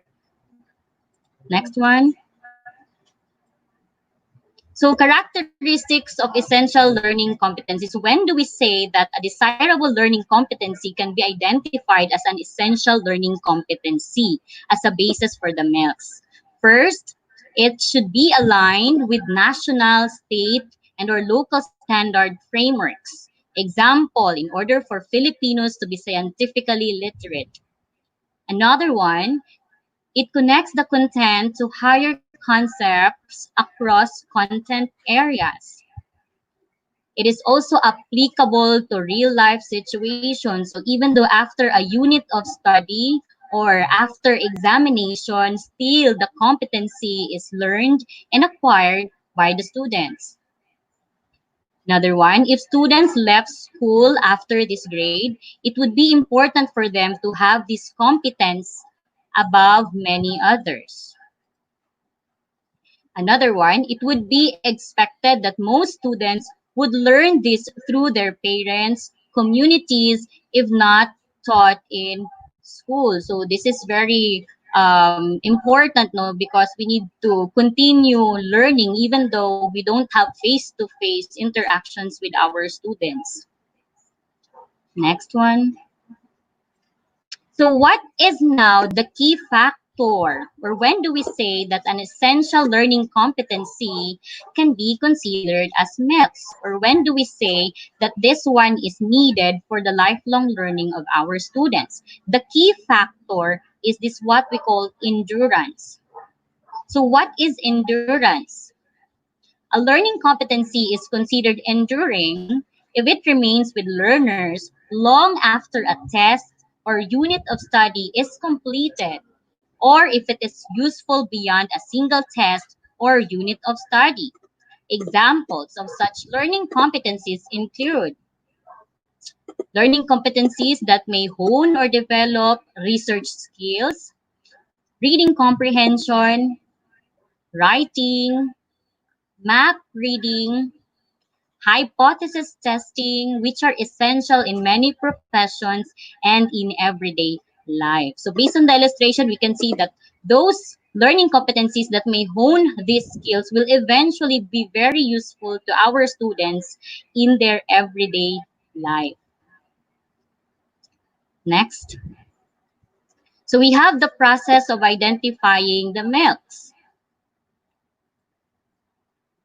So the MELCs will enable the department to focus instruction to the most essential and indispensable competencies that our learners must acquire. As we anticipate challenges in learning delivery, it will also lighten the burden of converting classroom-oriented learning and, of course, learning resources into learning or adaptive to distance learning. So this now becomes the basis of unpacking. So the identifying of MELCs goes with a process. So this is now the process. We have the review of the K-12 curriculum guide and move to the consideration of the essential learning competencies. And of course, we have the identification, the crafting of most essential learning competencies. So imagine we do this one in order, we unpack this one in order to meet the contextualized needs of our students during this pandemic. So from 10,000 learning competencies, approximately reduce that one into almost 4,000 learning competencies just to make sure that learning must continue. So the releasing of the MELCs does not diminish the standards set by the K-12 curriculum guides because this is not another curriculum. Rather, it serves as a guide for teachers as they address the instructional needs of learners while that curriculum standards are maintained and achieved. Another one. Next, please.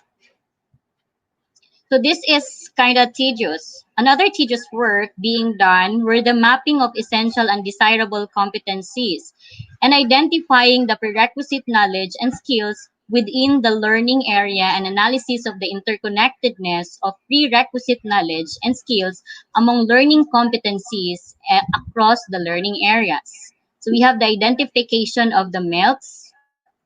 It has been worked by bureau specialists, academic experts, and field implementers. So it comes with the reviewing and analysis before, or we have here the learning competencies. We identify what are those essential learning competencies in order for us to come up with the most essential learning competencies. And I guess you can already download the copy of the mails from the LRMDS from grades one, kindergarten, um, elementary level, secondary, up to the senior high school. All right, next one. So again, from LCs to MELCs, this is the curriculum review of the intended curriculum 2019. So we undergo with the mapping of essential desirable competencies, identifying the prerequisite knowledge and skills within the learning area, analysis of interconnectedness of prerequisite knowledge and skills among learning competencies across the learning areas. So again, we do emphasize that desirable competencies are those that may enhance but may not be necessarily in building foundational skills. The ELCs are those that are enduring and for lifelong learning. Next one. So from LCs to MELCs. This one, essential LCs, what the students need, considered indispensable to building skills to equip learners for the next grade level and for lifelong learning. Desirable LCs, of course, we base it what from here, what may enhance education but may not be necessarily in building foundational skills. Since this one is subject for enhancement, so that's why we undergo the reviewing and we're able to come up with the MELCs. So again, for emphasis, endurance is the determining factor in identifying or naming a competency as essential. Next. So we have endurance. It is enduring again if it remains with learners long after a test or a unit of study is completed. It is enduring, or a competency is enduring if it is useful beyond a single test or unit of study, as what I mentioned a while ago. Research, reading comprehension, writing, map reading, and hypothesis testing, which are essential in many professions and everyday life. So it means still we are targeting that our students will not just know about the content, but will also acquire the skills. And these are not just skills, but these are lifelong skills. Next one. So from LCs to MELTs, what are our bases? So MELTs are products of LCs that were retained, merged, rephrased, and dropped. So we have here, what do we mean by retained? So these are the learning competencies that we have in our curriculum guide that satisfy the endurance criterion. It contributes to lifelong learning and a prerequisite skill to the next grade level. So it means retain, it has to be included. It does not require any modification or any changes. Then we have the merged. These refer to two or more learning competencies, or the LC, that have the same objective or learning intention or combined into one comprehensive learning competency. So if our experts review the curriculum guide and then they figured out that these competencies can just be targeted in one competency, then that or those competencies can be merged, they can be combined. Then we have the rephrase, to make the statement of the learning competency more concise. So, yung sa during sa RTOT yung sinabi na if the learning competency is too broad, then you can make a sub competency, or you can also rephrase it in order for the competency to be more concise and more attainable. Then drop. These refer to the LC that is too specific, recurring. So when we say recurring, it means pabalik-balik, subsumed in another LC. So it means it can be targeted if it is being connected to another general LC. Next one. So to ensure that Region 11 can truly address the need of providing learning resources materials or learning resource materials, the school's division offices, we have the division of Panabo City also, conducted inventory of existing learning modules, activity sheets, lesson exemplars, and other forms of supplementary learning resources. These learning resource materials are categorized based on the MELTs. Next. So what is our way forward? Where are we heading? So of course, we are heading to quality assurance of learning modules for quarters 12, 3, and 4. Establishing of monitoring and evaluation of the online training model, since we have different learning modalities. So our way forward is to produce learning materials that are quality assured, not just content-wise, but quality assured also, and establishing of online training models. So we have here catching, next slide please. All right, so I guess that ends my presentation. So catching, or let's have a catch site on the collaboration of all offices from schools, divisions, region, and central office. Of course, we journey together as we open the school year 2020 to 2021 for the delivery of quality education, and we ensure that every learner is safe as they continue their education on this new normal. Ika nga, education or learning must continue. Okay, so I guess that's my presentation for the MELTs. So I guess everybody already has ample knowledge of where did we base the most essential learning competencies for the senior high school. So these are still based on the learning competencies that we rephrased, we dropped, we retain and we even merge in order to meet the lifelong learning of our students. So for this, at this juncture, I will be showing to you a video presentation on how MELTs were crafted based on the learning competencies of the different subject areas for the senior high school. Since we have core subjects, applied subjects, and specialized subject. Later on, Sir Camillo will discuss to us the specialized subject also, the how are you going to come up with the MELTs and the lesson exemplars for the specialized subjects. For okay, Miss Controller, kindly show the video. To those teachers who have copy of the curriculum guide or the MELTs, I mean, you may also look at it as you watch the video so that you can relate what are those competencies that are dropped, merged, rephrased, or retained, because our MELTs also need unpacking. As teachers, we are the core persons that need to be aware if these competencies can just be met in 1 day, 2 days, or in 1 week, or how many ample amount of time are we going to use in order to meet the competencies. All right, Miss Controller, kindly show the video.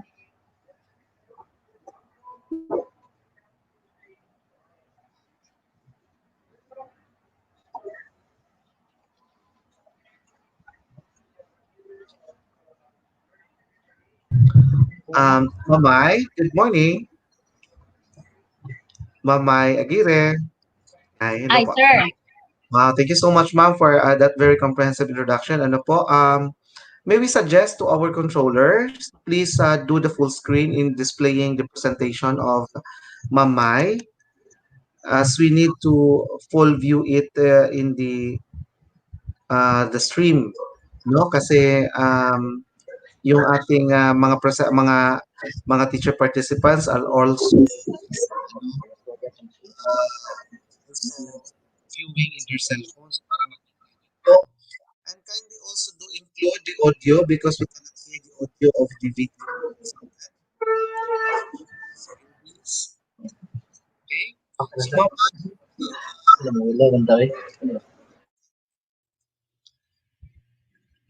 so while waiting, Ma'am Mai, Ma'am Mai, for the for our controllers to fix that presentation. Yes, hello. Hello. Okay, ganyan talaga yung mga challenges, Besh, no? And Ma'am Mai, during this new normal setup. So, sa lahat ng ating mga participants, so pasensya na po, meron tayong mga technicalities. But then, part yan sa challenge, we need to continue solong idakulidad. So, we need to continue our, what they call this one, our intention for today, the second day of rollout. So, while our controllers are trying to fix the necessary things para mas effective yung ating breakaway session exclusive for senior high school teachers of Panabo City Division. So, inhale, exhale lang muna siguro tayo, Ma'am Mai. Gana good na, sir, basta live ang show. Yes, ana dyan ang live, no. By the way, Ma'am Mai, sa ating mga participants, teacher participants na nanonood ngayon, please, if you have queries, clarifications, or comments, please directly message, no, right? Comment immediately sa ating live sa Panabo City Division page para we can stream, no, para mapakita natin yung mga comments or even suggestions or even clarifications with regards to the topic of our very own from Causwago National High School first trainer or speaker for today, si Ma'am Jovelyn May Aguirre. So Ma'am, nakita na ko dagang kaganina, no, sa atong mga participants nga nag full support jud kaayo. I saw, yeah, nakabasa ko. I saw even your previous principal, si Ma'am Rubino, no, cheering you, go, Ma'am Mai. Di Yes, ko okay. aware. Great natin itong ang atong mga Salamat. school heads na also actively supporting our endeavor, no, of this rollout. Well, of course, ang intention natin is to really equip all the educators of Panabo City Division. Okay. Ma'am Mai, murag medyo madugay-dugay pa itong controller, no, padayon lang sa ta. So kaganina na mention nimo ang importance sa Sir atong Brian? milk. O friend, Yes, sir. o na Yes, distribution. Beth. Mike. Yes. We are ready now to present the presentation of Okay, Mamay. okay. Okay, Okay, sige. so I guess we have to show them now the presentation. And Yes. we're going to If they have have the copy of our the mails, it would be better so that they can relate actually, because this is a Yeah. presentation of how mails were crafted and designed from the LCs of different subject areas for senior high school. Yes, that is really our advice to all our senior high school participants to have them, their milks ngayon po sa kanilang mga Yeah. sa tabi nila, because we are going to ask them later on with their output, ano po, 'di ba, Mamay, because that is part also of your yung magiging output sa iyong session. So please do Yeah. prepare your milks with you, because later Mamay will explain to you what will be your output for her session. Okay, so Besh and Okay. Mamay, the Yes, presentation. go, go. Okay po. Sige. Essential Learning Competencies or MELCs in English for grades 1 to 12. Well, due to COVID-19, the Department of Education urgently prepared the Learning Continuity Plan or LCP that highlights on the shortened academic calendar, different delivery models, and identification of MELCs. And then, as we all know, that prior to the pandemic, the BCD started working on the identification of essential learning competencies in the past 18 months as part of its initiative in reviewing the intended curriculum, where bureau specialists, academic experts, and field implementers worked collaboratively employing the consensus judgment approach. And these LCs were determined based on a US-developed competency validation rubric intended to assure that learning competencies can reach the highest level of quality and comparability across schools, with adaptations being made to improve relevance by accounting the Philippine context. By the way, what is an ELC? It is aligned with national, state, and or local standards, frameworks. Then it connects the content to higher concepts across content areas. It is applicable to real-life situations. It is more important than other LCs, and it is not expected to be learned from parents or communities. Everybody is aware that we have various of learning competencies, as we can see in our curriculum guide. But then these 3,120 competencies are being converted into MELCs. In totality, there are 229. Like for instance, grade 1, current CG, 56, then MELCs, 12, and so on and so forth. So take note, we only have 229 for the MELCs. So now, in order to ensure that the grade level standards are maintained, the endurance criterion was used as the sole determiner for the MELCs, which requires that a learning competency or LC be useful in lifelong learning. Then to simplify that, the word endurance means continuous and long lasting. Now, which LCs were considered enduring? First, those that work in close association with other competencies and other subjects, maintaining the curricular quality of integration. Example, for grade 4, quarter 1, identify different meanings of content-specific words, denotation, and connotation.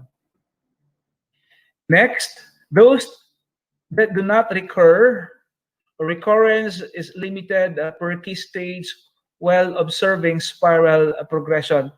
In other competencies in which we could observe recurrence, meaning to say repetitive. Like for example, for key stage 2, for grade 6, quarter 2, the competency is detect biases and propaganda devices used by speakers. And then for key stage 3, grade 8, quarter 3, examine biases for or against made by the author. So this does not mean that the teacher is prohibited from teaching an LC more than once. Following the principle of curriculum flexibility and differentiated instruction, he or she is strongly advised to put a focus and therefore repeat an LC should circumstance require. Ayan, so ibig sabihin, teacher factor pa rin as far as pedagogy or any other strategies. So as it requires, the teacher has really do something to modify just to reach out the learners. Another one, those LCs of the same nature that can be clustered together. As you can see the diagram, no? I mean, this illustration is very clear that among the many, these competencies are going to be clustered. Ayan. Okay, like this table here, that there are competencies, and then this encircled with the red marks, yep, are being studied until such time, no? Okay, this is actually the result of clustering. That is why it came out that the competency is to note significant details of various text types. In other words, from micro, nagiging macro siya. From many, nagiging ano na, one major thing. So that's it. Now, cluster competencies require unpacking and subtasking so that bigger or broader LCs may be broken down into manageable sub-competencies. Like, for example, use a variety of informative, persuasive, and argumentative writing techniques. This would entail a number of other competencies in order for it to be achieved. Ito na yung basihan niya. 1, making a strand. 2, gathering information from various sources. And the third one is citing sources of information. Now, how are the MELCs organized? So ito na. Okay, so you can see that there are competencies here that are being deleted, and the purpose of which is to be organized. Ayan. So that means for integration. And then the MELCs were arranged in a list based on cognitive demand, which makes a way for better curriculum flexibility as teachers are able to freely integrate the learning competencies without the restrictions of horizontal alignment. Now for the grading period, so say from quarters 1, 2, 3, 4. So here are the learning competencies. English, grade 6. Ito na. So for quarter 1, identify real or make-believe fact or non-fact images. Then interpret the meaning suggested in visual media through a focus on visual elements. For example, lines, symbols, color, gaze, framing, and social distance. And then make connections between information viewed and personal experiences. And then for quarters 2, identify the purpose, key structural, and language features of various types of informational factual text. Recognize evaluative word choices to detect biases and propaganda devices used by speakers. And compare and contrast content of materials viewed to other sources of information just like print, online, and broadcast. And then now for the quarters 3, present a coherent comprehension report on different viewpoints of an issue and evaluate narratives based on how the author developed the elements. And then for the fourth quarters, compose clear and coherent sentences using appropriate grammatical structures. And these are the verb tenses, conjunction, and then adverbs. And then compose persuasive essay on self-selected topics. The schedule and time allotment of LCs in quarters are suggestive in nature. The duration of an LC is relative. What is required is that the list of competencies be achieved in the specified grade level. Another one is because content and performance standards in the English curriculum are described in such detail, the process of determining the marks required that some of these standards be forgone. And take note that we have 4 standards. We have the program, the grade level, the content, and the performance. Now for case stage 4, the senior high school grades 11 to 12. So we have the course description with the course subject, the reading and writing. For grades 11 and 12, the development of reading and writing skills as applied to a wide range of materials other than poetry, fiction, and drama. Okay. I want you to see the learning competencies. The first one, the learner now is to describe a written text as connected discourse.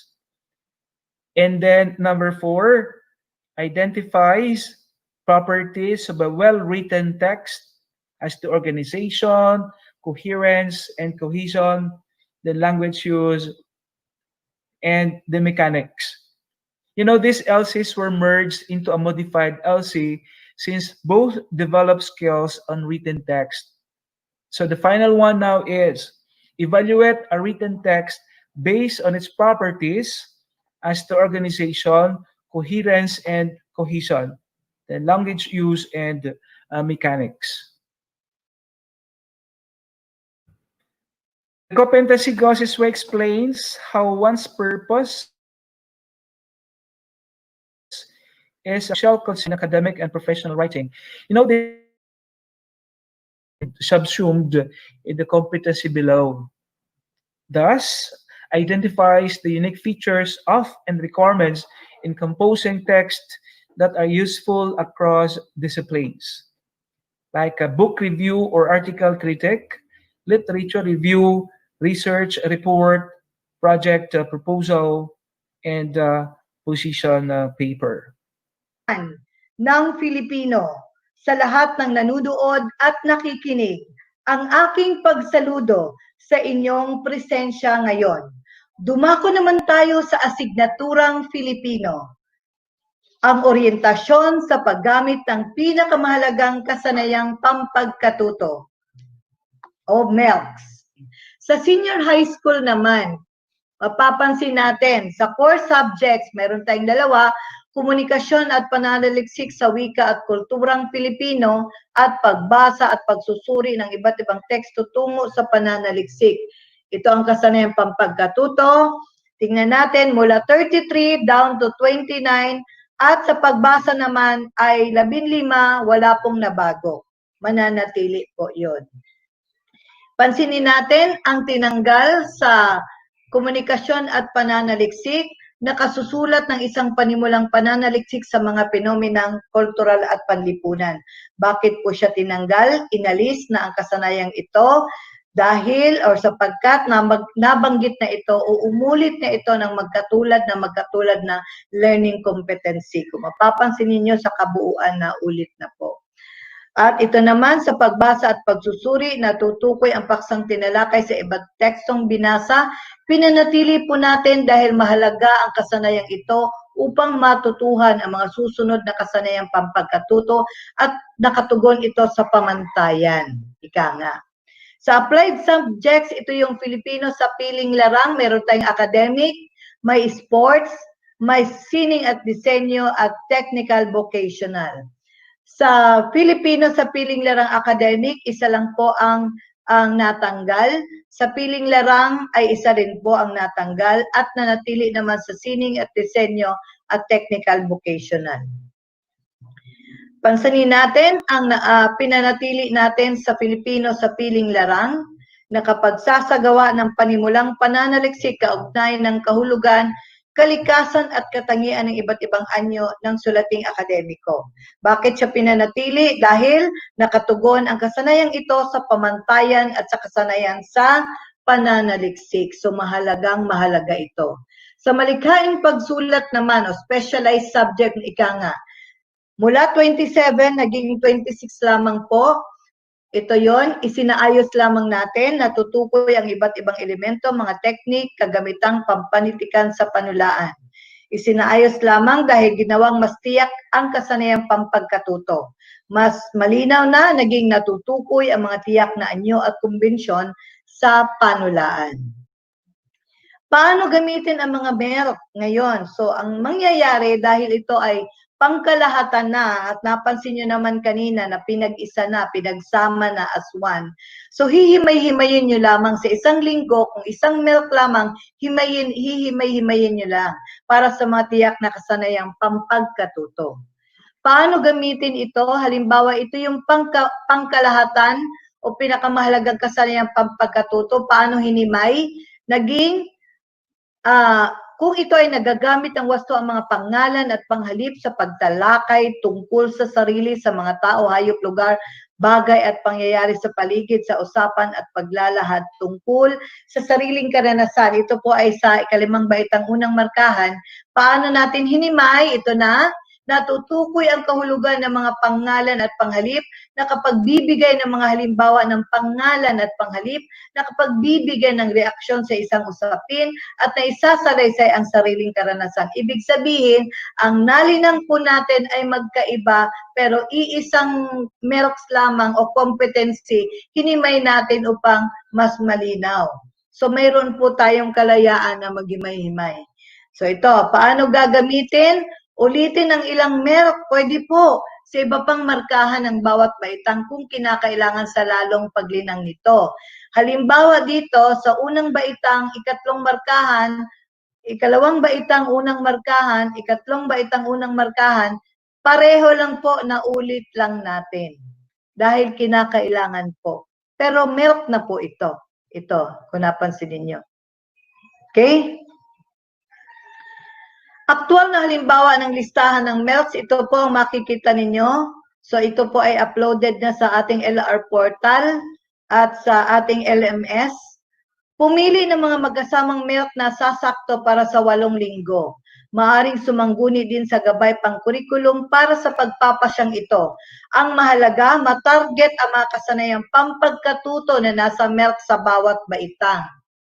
Bukod sa pangsangguni sa gabay pang kurikulum, para sa pag-uulit ng isang kasanayang pampagkatuto at sa pagpapasyang pagsama-sama ng ilang MERC sa isang markahan, maaari ding sumangguni sa final na version ng MERCs kung saan makikita ang mga code dito.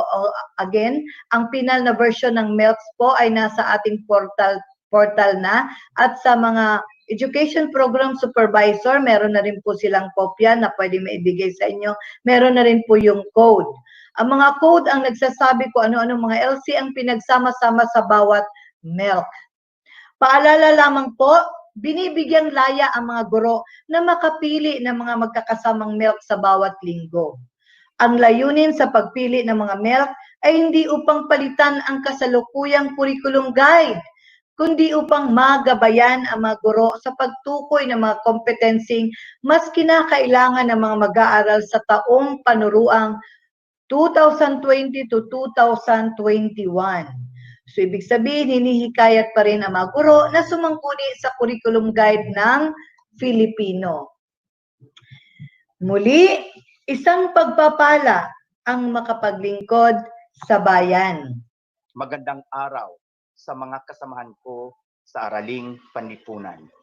Ang tatalakayin natin sa araw na ito ay kung paano binuo ang pinakamahalagang pamantayan sa pagkatuto sa Araling Panlipunan o mas kilala sa acronym na MELC o MELC.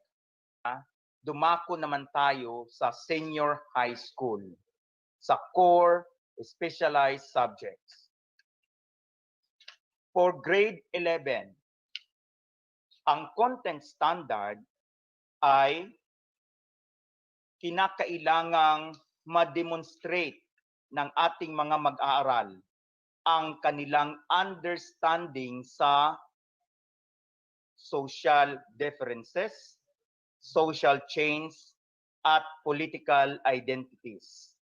Ganon din ang significance ng culture, society, and politics. At ang rationale for studying anthropology, political science, and sociology. Para matumbok natin ito, kinakailangang i-rephrase na lamang ang ating pangalawang learning competencies. At ang unang learning competencies ay pwedeng hindi na ito gagamitin ng ating mga guro. Dahil sa pangalawang learning competency na kung saan binago lamang natin ang anyo para maging most essential learning competency, ay matutulungan na ang sumunod na mga learning competencies para maisakatuparan ang minimithi nating layunin na mabuo sa isipan ng ating mga mag-aaral.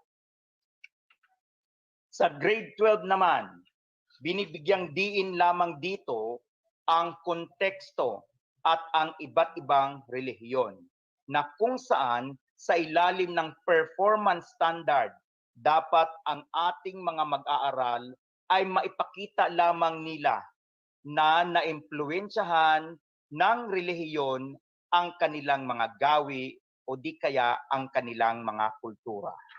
Kung kaya't, maaari na itong makamtan sa pamamagitan ng pagsasanib sa ilan sa mga learning competency na be aware that Islam upholds 5 pillars, know about the life of Prophet Muhammad, and accept Islam practices with an eye of respect. Sa pamamagitan ng pagbabagong anyo ng ikalawang competency, matutulungan na ang ikatlong competency para mabuo ang konteksto ng iba't ibang relihiyon. Sa makatuwid, hindi na kinakailangan pang manatili ang unang learning competency. Paano gagamitin ang most essential learning competencies sa pagtuturo? Alam ko na alam ng ating mga guro na may mga most essential learning competency na hindi maaaring ituro sa ating mga mag-aaral sa loob ng 2 araw. Ito ang dahilan kung bakit gumagawa ang ating mga guro ng tinatawag nating learning objectives. O kinakailangang i-unpack ng ating mga guro ang most essential learning competency para mahimay-himay nila ang most essential learning competency. Sa pagkakaroon ng iba't ibang layunin sa kanilang pagtuturo mula sa most essential learning competencies, matuturuan natin ang ating mga guro na mapaganda nila ang kanilang pagtuturo at madaling makuha ang ninanais nilang kasanayang mabuo sa ating mga mag-aaral. Isa rin itong halimbawa na kung saan ang most essential learning competency ay hinimay-himay ng mga dalubhasa. At ito ang tinatawag nating learning objectives. Gayun din sa learning competency na nasasabi ang batayang impormasyon tungkol sa sarili pangalan, magulang, karawan, edad, tirahan, paaralan, at iba pang pagkakakilanlan at mga katangian bilang mga Pilipino. Ang learning competency na ito ay malawak at hindi maaring ituro sa ating mga mag-aaral sa loob ng isang araw. Kung kaya't, para mas lalong maintindihan ng ating mga mag-aaral o makikita ng ating mga mag-aaral ang kahalagahan ng competency na ito, kinakailangan nating i-unpack o magkakaroon tayo ng mga learning objectives. Ang sumunod ay isang halimbawa ng DLL. Ipinakita dito kung paano bumuo ang isang guro ng objective o paano na-unpack ng isang guro ang most essential learning competency. Muli, ginawa ng guro ang pagkakaroon ng objective o layunin dahil ang most essential learning competency ay hindi maisasagawa sa loob lamang ng isang araw o posibleng hindi makikita ng ating mga mag-aaral ang kahalagahan ng learning competency na ito. Kinakailangang himay-himayin kapag ang most essential learning competency ay masyadong malawak. Muli, para sa aking mga guro, dapat lang natandaan natin na ang ating ginagawa ay para sa ating mga mag-aaral. Nabuo ang pinakamahalagang pamantayan sa pagkatuto para sa araling panlipunan para mapanatili nating maibigay o magkakaroon ng sapat na kasanayan ang ating mga mag-aaral kahit na hinaharap natin ang COVID-19 sa kasalukuyan. Mga guro, tulungan ninyo ako para maging maganda at mapapahalagahan ng ating mga mag-aaral ang kanilang kasaysayan o ang kanilang lipunan. Tandaan, mahalaga ang gampanin ng araling panlipunan sa paglikha ng lipunang aral na siyang pinapangarap nating maging lipunang iral sa bansang Pilipinas. Mahal natin ang Pilipinas, mahal natin ang Pilipino, magtulungan tayo. Maraming salamat po.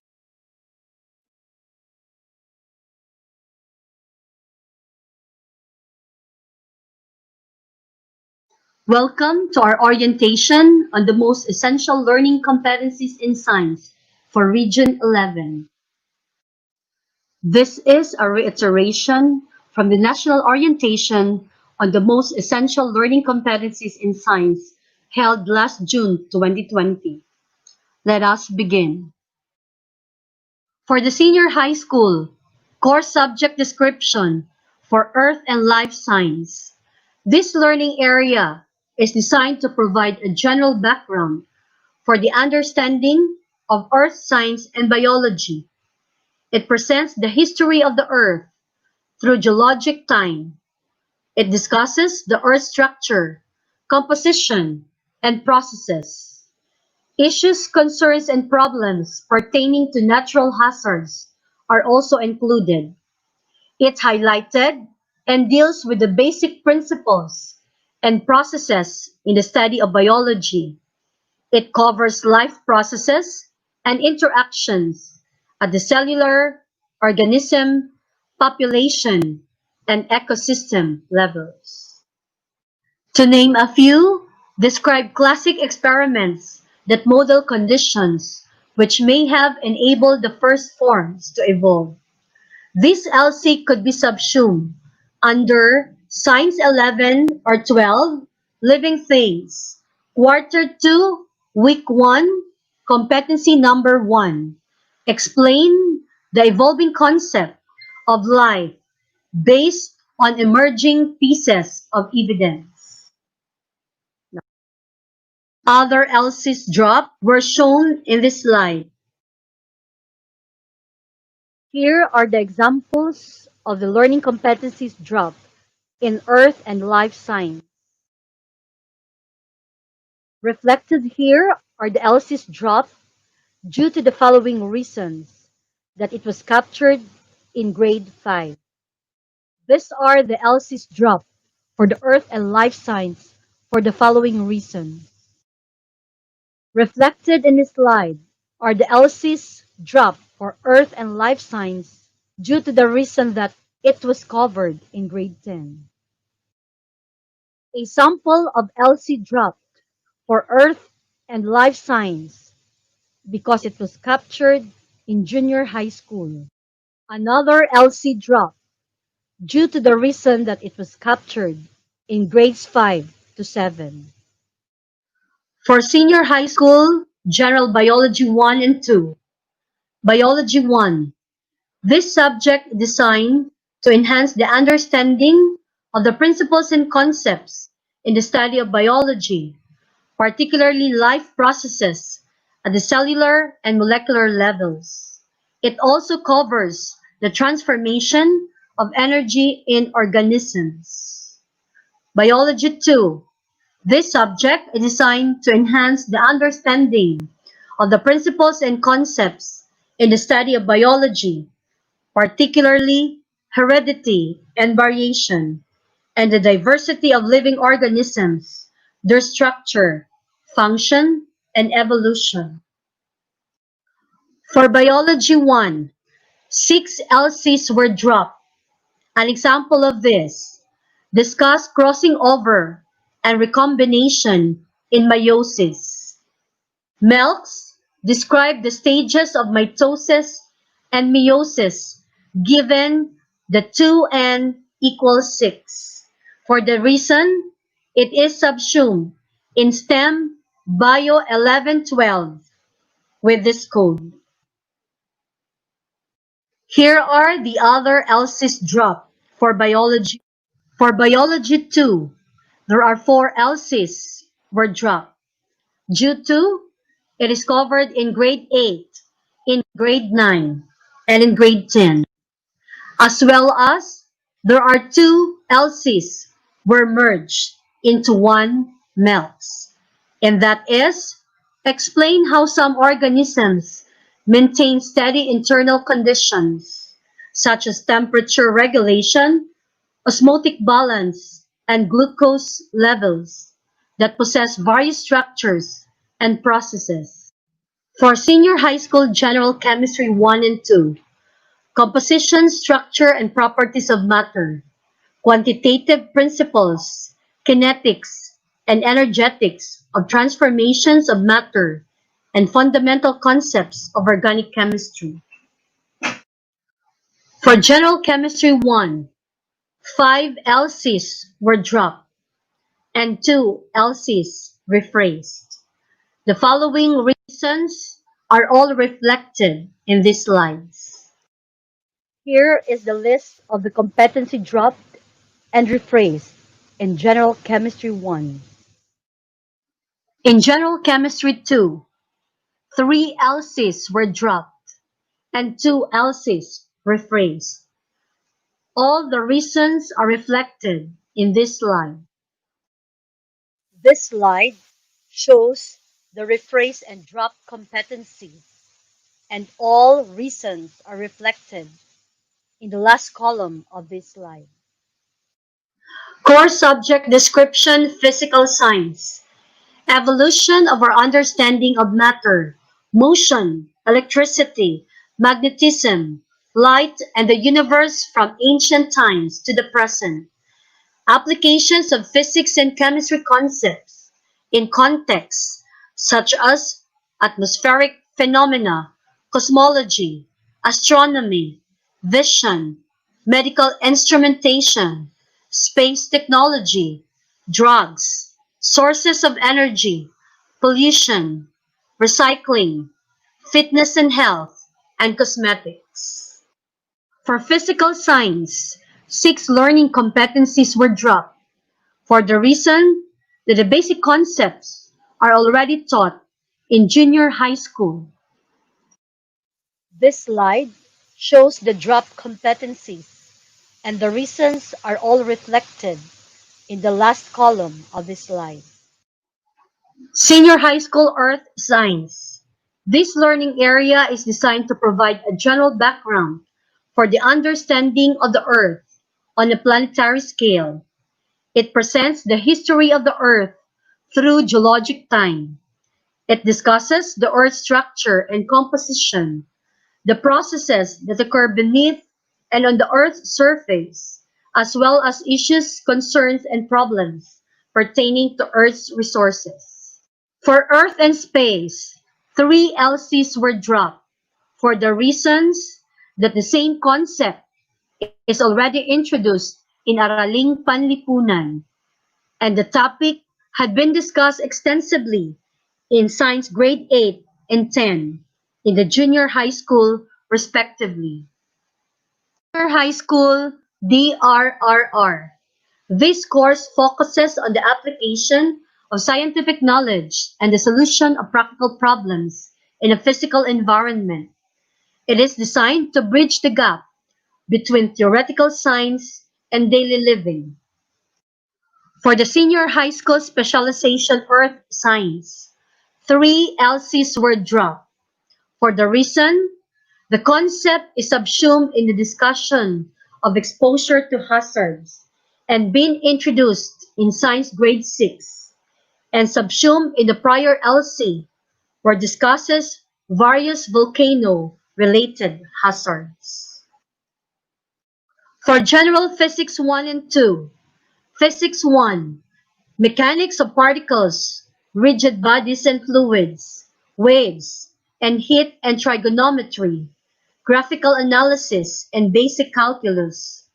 For Physics 2, Electricity and Magnetism, Optics, the Basics of Special Relativity, Atomic and Nuclear Phenomena, using the methods and concepts of algebra, geometry, trigonometry, graphical analysis, and basic calculus.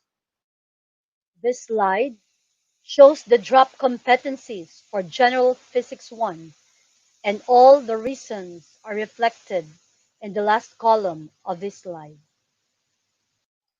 For General Physics 2, 6 LCs were dropped for the reason that this topic is subsumed in the prior LC where discusses electrostatic charging.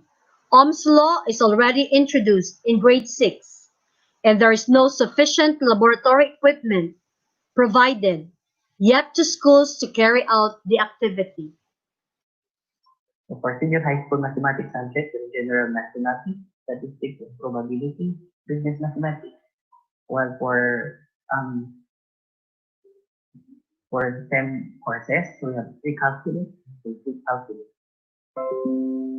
As you can see from the table, for general mathematics, we have only 63 learning competencies from our current curriculum guide, while we identified only 58 essential learning competencies, and down to 54 identified most essential learning competencies. For statistics and probability, 71 from the current curriculum guide, while only 65 identified as essential and 37 as most essential. For business mathematics, 45 from the curriculum guide and 35 as the most essential learning competencies.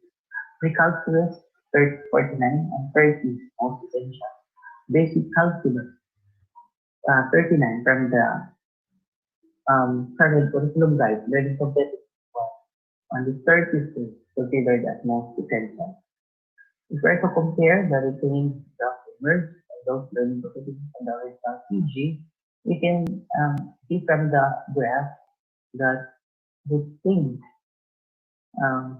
competencies of general mathematics is the highest percentage from all the 5 subjects, while business mathematics has the highest merging and continuous rate. And with calculus is the highest percentage of competencies. So let us now move So our workflow of core subjects, um, core math subjects, and business math. So let us start from general mathematics part 1. For general mathematics part 1, we only have a total of 30 identified most essential learning competencies. Competencies number 11, 17, 25, 34, and 29 were all done. Mathematics quarter 2, general mathematics, total of 24 identified most essential learning competencies. Competency number 49 was dropped, while 53 and 54 were merged and replaced. 52, 63 dropped. For quarter 3 of statistics and probability, total of 27 most essential learning competencies. Because competency number 5, number 12, number 24, number 25, 26, 27 were dropped because the content knowledge is not widely used in conducting student research in senior high school. Competencies number 28, 30, 31 also dropped. Competencies number 33, 34, 35 dropped. Competencies number 37, 38, 39 also were dropped. And also 40 and 41. So let us now move to quarter 4 of statistics and probability. Total and 24 most essential learning competencies. Competency number 47 is dropped. Quarter 1 in business mathematics, a total of 15 most essential learning competencies identified. While competency number 1 was dropped, competencies number 2 and 3 were merged. Competencies number 1 dropped, 2 and 3 was merged and replaced. So for competencies number 2, replaced. Competencies number 5, number 10, replaced. For quarter 2 of business mathematics, we only have 20 most essential learning competencies. Because competency number 13 replaced. Competency number 3 dropped. Competency number 1, 3, 4 were all dropped. Competencies number 6 and 7 were merged and replaced. So let us now move to our walkthrough of pre-calculus and basic calculus notes. For pre-calculus quarter 1, total of 15 most essential learning competencies identified. With competency number 4, 7, 10, and 13 were dropped. Competencies number 16, 17, 18, 4, 5, 6, 7, 8, 9 were dropped. Competencies of quarter 2 identified as most essential competencies is 15. So competency number 6 replaced, competency number 8 replaced, competency 10 and 11, 12 merged and replaced, while competency number 13, 14, 15, 17, 18 were all dropped. Competencies number 19, 20, 21, 22 also were dropped. For quarter 3 of basic calculus, a total of 22 identified most essential learning competencies.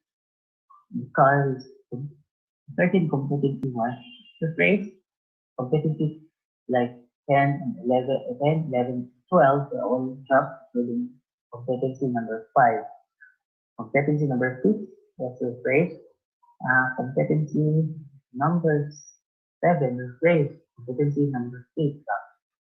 For quarter 4 of basic calculus, total of only 11 most essential learning competencies. Because competency number 3 was replaced, 4 also was replaced, 5 replaced, competency number 6 dropped, competency number 7 replaced, competency number 10 dropped. So let us now move to unpacking of milk. Why is it that we need to unpack the most essential learning competencies? Because we are certain that some of those identified learning competencies were of a big chunk. So probably those competencies may have of different directions. So that should be unpacked. So why we need to unpack? Because there are some competencies that are too ambiguous, too broad, or too narrow, and reflect different kinds of goals simultaneously. In unpacking And the competencies, we have to consider knowledge, skill, core message, the value, and we will refer the unpacking to pass analysis of the content standards. So in unpacking of the competency, it's important that you have to consider the teaching and the learning content. Consider the learner's characteristics. Let us also determine the required skills, knowledge, and incorporate into delivery and assessment. Determine the dimensions of competitive and also incorporate in delivery and assessment. Determine the key competencies, employability skills, and incorporate in delivery and assessment. Determine also the appropriate and engaging learning activity. So let us have a very simple example of unpacked learning competencies. For grade 3, quarter 1, mathematics, for example, competencies number 5, number 7, number 11, number 15, were of a big chunk competency. So we split the competencies for number 5 into 2 sub-competencies. For compares using relation symbols and ordered in increasing or decreasing order 4 to 5 digit numbers up to 10,000, we splitted the competency into comparing numbers up to 10,000 using relation symbols and ordering 4 to 5 digit numbers in increasing or decreasing order. Also, competency number 7 was split into 2 sub-competencies, also for 11 and number 15. So it is important to split. However, we also need to consider the time allotment each of the competencies. So let us now move to the sample lesson exemplar in mathematics. So I choose the first quarter of grade 8 mathematics, that is will be done week 7 with a duration of 3 days. So in the lesson exemplar, it was clearly presented the content standard, the performance standard, the learning competency and its code, the e-concept, the learning objectives, it's very important. Number 2, the content, and also specify the references. Number 3, the learning procedures. So for learning procedures, we have part 1, the preliminary activities. Preliminary activities include prayer, greeting, preliminary activities will start. We'll start with prayer, greeting, checking of attendance, and reminders. Part of the preliminary activities is a drill, review, and motivation. Second part of the learning procedure is the developmental activity. Developmental activity includes the activity, the analysis, the abstraction, the application. So for part 4 is the evaluation. Part 5, agreement, assignment. Part 6, the reflection. And also do not forget to answer and input the data like number of learners that earned 80% in the evaluation, the number of learners who require additional activities for remediation who scored below 80%. And also try to answer the following questions. Did the remedial lessons work? And also include the number of learners who have caught up with the lesson, number of learners who need to continue to remediation, and also which of my teaching strategies work well, why did those strategies work. Include also at the bottom part of your definition part your name as well. It's your hard work. So you put your name as a writer, include the school and the division. So if you are putting some illustration, some figures in your lesson exemplar, and to avoid copying some illustrations from the internet, from the book, or from other sources, ask for the help of some illustrators. But you have to also include the name of the illustrator, including the school and the division.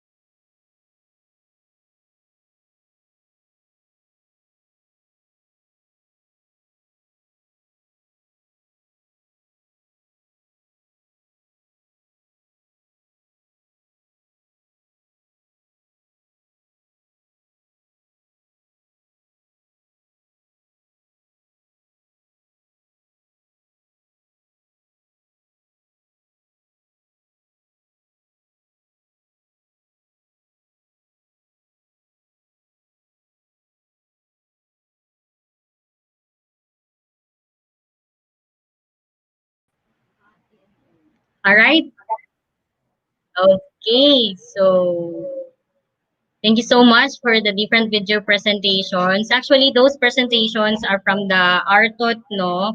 We just capsulized it, or we cut some of the video presentations that are relevant for senior high school kasi medyo taas-taas to from kindergarten to grade 1 to grade 6 up to senior high school. So we cut some of the video presentations in order for that one to be relevant for us senior high school. So I guess everybody has already a key understanding of where did we come up with this what we call MELS and what processes did we undergo in order to choose those most essential learning competencies. What are those competencies that are retained, merged, rephrased, or even dropped in order to maintain the lifelong learning of our students. So before continuing, by the way, allow me to give thanks to give credit to the video presentations. Actually, these presentations are from our um, education program supervisors from the Region 11. So we have from Science, Dr. Maria Liza Berandoy. From English or SPJ, Dr. Manuel P. Vallejo. From Filipino, we have Dr. Mary Jane M. Mejorada. For Math, Dr. Renato N. Pakpakin. For Aralpan, Dr. Danilo R. Luhino. So thank you so much for those presentation. We just actually anchor our overview of the different MELTs for the different subject areas for the senior high school. So as of the moment, I will be showing to you a lesson exemplar or an example of a lesson exemplar. So as what I mentioned a while ago or during my presentation kanina, now when we say lesson exemplar, actually lesson exemplar is a paper copy of our LMS or our learning management system. It is also patterned on the daily lesson plans that we do or we usually make as teachers. And lesson exemplars are models of effective instructional planning based on our curriculum guides and our most essential learning competencies. These are also designed for learning implementation to meet the needs of our students. So actually, these are the typical or commonly the lesson plans that we do. It's just that we need to contextualize it because of the situation that we are facing as of the moment and based also on the MELTs. So we have here, this one is an example, downloaded MELTs. We have here the oral com. As far as you can see, the competencies are okay. So kung mapapansin ninyo, konti na lang yung lesson, I mean yung competencies. These are our most essential learning competencies. All right, Ma'am so Mai, we have here, yes, excuse sir. me, Ma'am Mai. May I Yes, request the presenter to please uh, make uh, make the slide bigger as we are presenting it again to our either spectator. full screen, sir. So Oo, How kung about this malalagyan one? lang, hindi ko nababasa masyado. How about this Sorry one? sorry for butting in ha, kasi we really need to show to them that this very important matter since we are discussing it to them right now. So I guess they need to see this one also. I Okay, guess go we ahead. can have it full screen. Yes, if you Okay can. lang. Sige. Full screen na lang, Miss Controller, Mr. Controller. Ayun. Okay, so for grade 11 or 12 oral communication, so for quarter 1, we have content standards and performance standards. These are retained, of course. So we have here the learner understands the nature and elements of oral communication in context. For performance standards, the learner designs and performs effective controlled and uncontrolled oral communication activities based on the context. And then we have here the first MELT explains the functions and nature and process of communication. So this is based on the learning competencies that we have in our curriculum guide, identified as MEX. So for the lesson exemplar, of course, these should be reflected on our lesson. So what I said, lesson exemplar could be a paper copy of our LMS. So we designed this one so that the learning activities that we are going to include in our lesson exemplars could be reflected on our learning management system. Okay, so we have here lesson exemplar, learning area, quarter, week, grade level, duration, 60 minutes. Kung mapansin ninyo, mura ra pud siya lesson plan jud nga ato ang typically ginabuhat. Then we have here the content standard. We base it on the MEPS. The learner understands the nature and elements of oral communication in context. We have the performance standards. The learner designs and performs effective, controlled, and uncontrolled oral communication activities based on the context. So this is the first learning competency. So I presume that this one should be shall be implemented on the second week because on the different learning continuity plan of our different schools, I do believe that the first week is intended for the resiliency program. So week 2, this could be week 2, intended for week 2. Okay, so the learning competency explain the nature, function, and process of communication. So for these key concepts, nature, elements, and process of communication. So this will be my basis on the delivery of my lesson. So at the end of the 1 hour session, the learner would be able to, so I presume that this one can be delivered in a, could be asynchronous or synchronous distance education. Or when we say asynchronous, diba, it could happen without real-time interaction. If it is synchronous, it could happen in real-time interaction with the online platforms that we can maximize just to deliver the lessons. Okay, so out from the learning competency, I crafted 3 learning objectives. Okay, then that's it.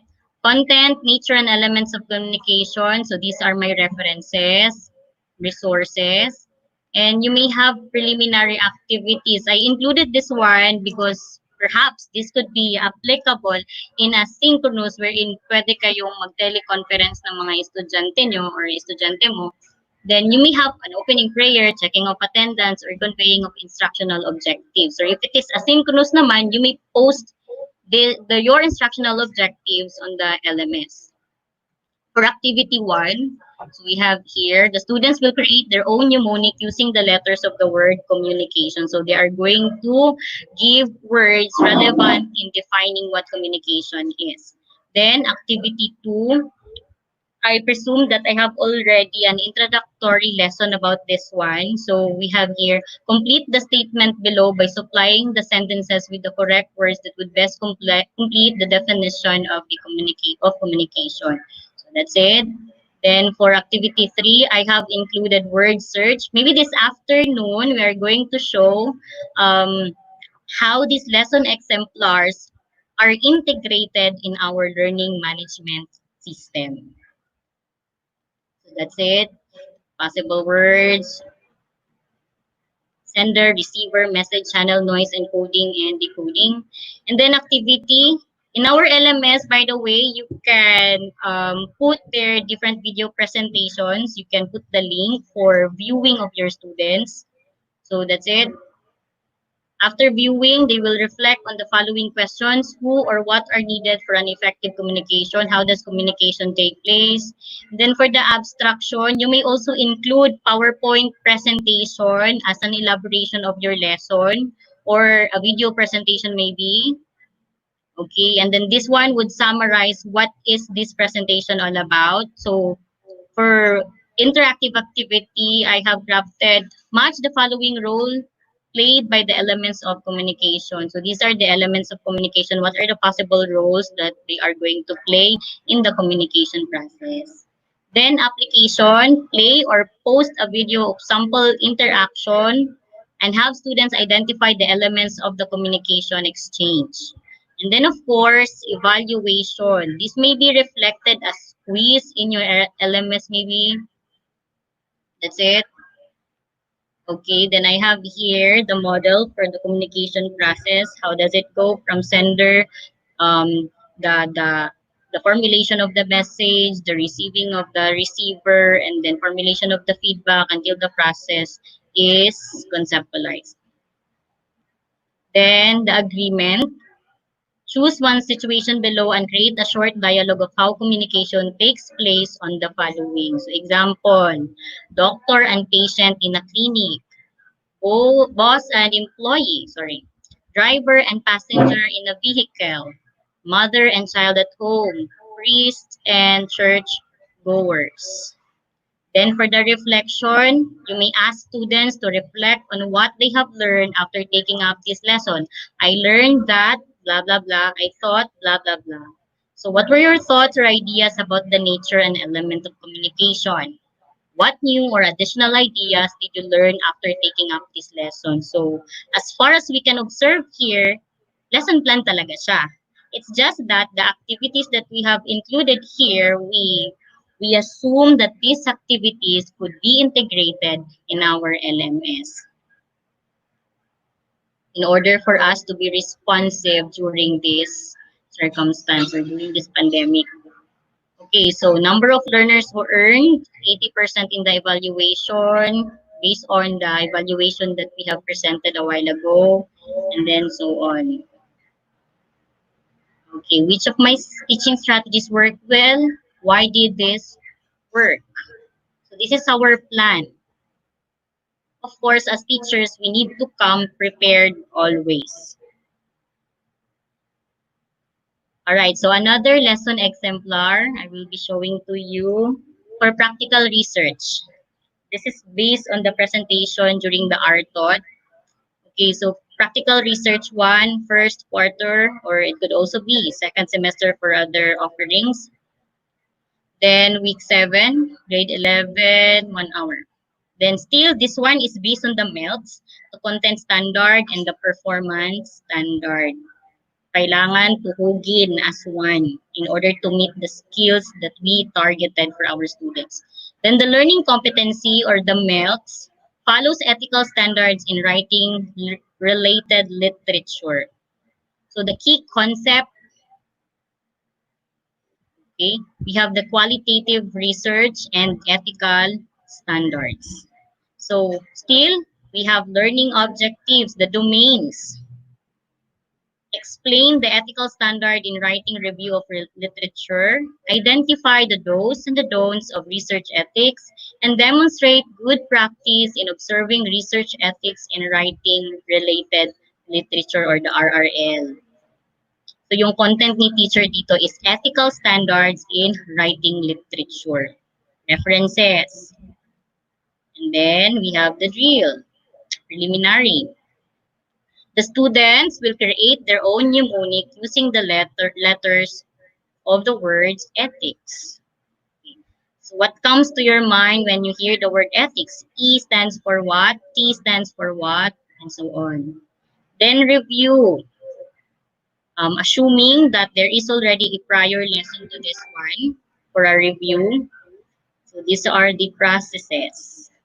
So ang gagawin dito ni estudyante is using contextual clues and your schema, Give the meaning of the underlined word in the sentence. So aside from we are already introducing the topic, we are also covering the skill of the students in interpreting contextual clues, which is also necessary to improve the reading comprehension of our students. Then motivation, parang four picks in one word. Motivating the learners to learn the ethical standard to follow writing-related literature through presenting examples of issues and images. So ito yung mga picture, plagiarism, and wherean, and this one, and this one. You may ask the students what they think about the pictures. And then activity. So the students learn how to improve consequences by improving how they go about choosing what to do. So this one is a decision-making wheels. This will be presented to the students or to each student.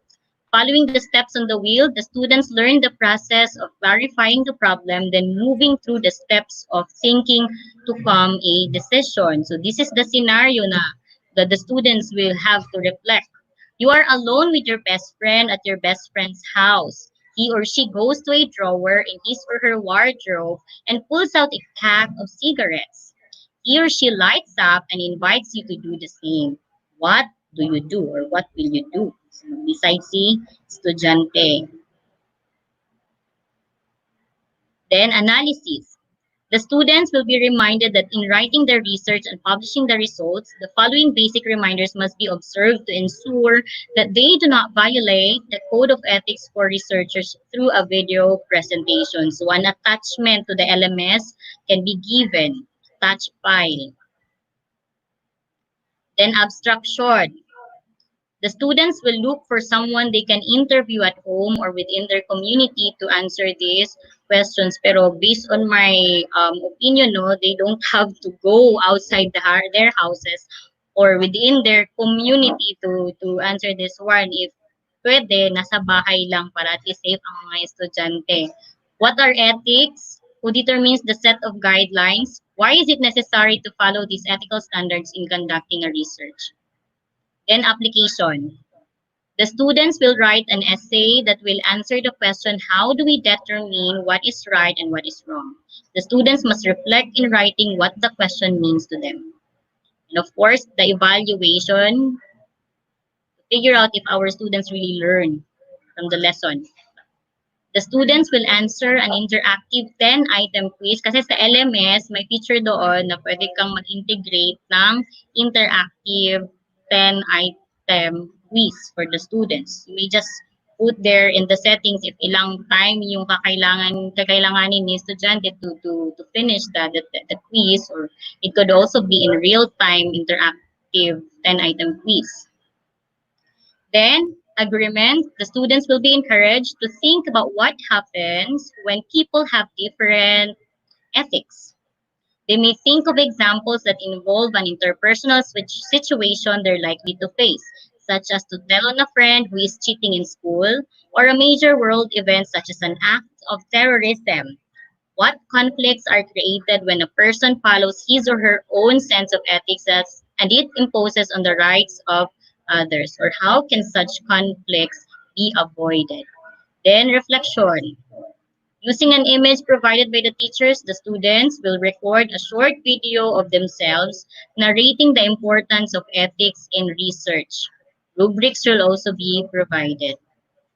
Then, yeah, this one, number of learners were in 80%. Okay, so actually we based this one during the art taught. This is based from Danibel Emanduyan of Division of Tagum City School, Tagum National Trade School. So based on the presentation, still, this one is a lesson plan. Exemplar lang yung tawag kasi this one is designed to meet the needs of our students, especially during our context nowadays. All right, so I guess that's all for my presentation, Sir Bry, and Sir Lau will follow. Okay, thank you so much, Ma'am Jo, Ma'am Mai, no, for sharing your expertise in the field of melts, no, in the field of melts. Good. Thank you also for enlightening our participants, our teacher participants, about the learning exemplar because that is very important. Yun yung gagamitin nila during their when they upload something, no, sa LMS. So thank you so much, ma'am, again, once again, Ma'am Mai Aguirre. So again, yun, sa ating mga teachers, marami pong mga questions or queries na nabasa natin sa comment sections, no? Pwede nating, before ko ipa-proceed si Sir, our next speaker, siguro Ma'am Mai, may tanong dito na pwede lang just a quick question na pwede nating sagutan. Yung about sa isang head po, school head na si Sir Gabriel Alfonso. Ang question niya, what is the assurance that these most essential competencies will support the DepEd goals of providing quality education for our learners? What is, again, sir, please? What is the assurance? Siguro sa ating mga controller, pwede paki-flash sa screen itong question na what is the assurance of these most essential competencies will support the DepEd goals of providing quality education? Siguro, opo. Sir Yes. Brian, Sir Brian. Yes po. Sir Brian, we have that question actually is already reserved and we have a Okay. portion in the Q&A. So we have to continue with the session since we are still Okay. having a second presenter. Sige But po. then rest assured that it will be answered during the Q&A. Okay po. Okay, thank you, partner. Thank you. Okay, thank you, Sir June, for that. Sige, ma'am. Thank you so much, Ma'am Aguirre, again. So, let's proceed to our next presenter or um, speaker for this morning. So, sa ating controller, I think our second presenter is ready. So, I am so excited again to introduce to you, teacher participants, the next speaker. He is from Panabo National High School. So, hindi na natin papatagalin. Let us now welcome Sir Laureto M. Camilio. Okay, hello, sir. Sir Brian, Sir Loreto is preparing to fix. Okay. Sir Brian, now kasi since you have opened already the question, for that, no, Yes, please, June. ito yung magiging link natin kasi tinitingnan po yan ng ating instructional supervisor. Ito Yes, nyo po June. ipopost yung inyong mga questions. So for the senior Okay. high school Q&A link, please do visit that link and post now your questions there kasi nire-review na po yan ng ating mga instructional supervisors. Okay, May thank access you. po yan mamaya sila at bibigyan po sila ng access dyan na yung isa nating, kasi tatlo yung ating instructional supervisor po. So merong access na yung isa tapos yung dalawa para masala na. At mamaya sa Q&A nga, Sir Brian, Yes po. malilinawan yung lahat ng katanungan together with also our trainer. Okay, For so the mean, pagpasensyahan nyo rin sa lahat ng teacher participants, huwag po kayong magtaka, papasok at lalabas po ako kasi Oo. actually, I am also part of the controller of the session para at least nakikita din po namin It's backstage. okay, Ayan po. partner. Oh, it's Thank you okay, so much, partner. partner. Go ahead. Okay. Yes, partner. So again, no, I think we are still waiting for our next speaker, si Sir Loreto. Oh, he's already ready. Hello, Sir. Hi, Sir Brian. Okay. I think you are now ready, sir, to present your next input about learning exemplar. So I will Sir, give now. after the technical problems that I have encountered earlier, I think I'm quite ready to share my presentation. Okay, sir. Thank you, sir. So, sir, I will give you now the floor or the screen. You may now proceed, Sir Lau. Okay, thank you so much, sir. My courtesy to our SDS, Sir Renante A. Solitario, ASDS, Ma'am Rebecca Sagot, CID Chief, Sir Jan Mario Yamota, SGOD Chief, Ma'am Eileen Anyo Nuevo, PSDS and Senior High School Coordinator, Sir Neil Michael De Asis, respective EPS, PSDSS, school heads, our participants, fellow workers in DepEd, good morning. I think Ma'am Maymay already discussed the process in the formulation of milks and everything about the walkthrough of the milks. Now I will be dealing with the TVL side and I will be presenting samples of the lesson exemplar. But before I proceed, let me show you a short video clip of our regional EPS in TLE TVL, Dr. Fidelina Huevos, regarding our milks. Sir Mark, please.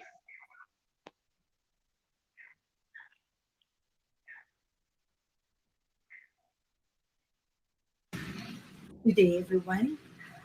I'm the Regional Education Program Supervisor in charge for Edukasyong Pantahanan at Pangkabuhayan or EPP, Technology Livelihood Education or TLE, Technical Vocational Livelihood Education or TVL. Please allow me to introduce to you the most essential learning competencies for EPP, TLE, and TVL. Let me share my slides. Now, just like the previous speaker, I wish to discuss with you the process of the determination of milks. Identify the components of milks, explore how to use the milks, familiarize the milks through a walkthrough. Now, we need to remember that all the things that we are doing now are for the welfare of more than 27 million Filipino learners in basic education. But I would like to reiterate that these milks will be used by the field implementers for school year 2020 to 2021 only. Now, what is milks? How can this help our teachers and learners during the new normal? Now, milks is the instruction that focus only to the most essential and indispensable competencies that our learners must acquire. These are what we call the non-negotiable. It serves as guide to teachers in addressing the instructional needs of learners while ensuring that curriculum standards are followed. And we need to remember that everything in the MEX is taken or anchored in the curriculum guide. Now, how these milks are identified.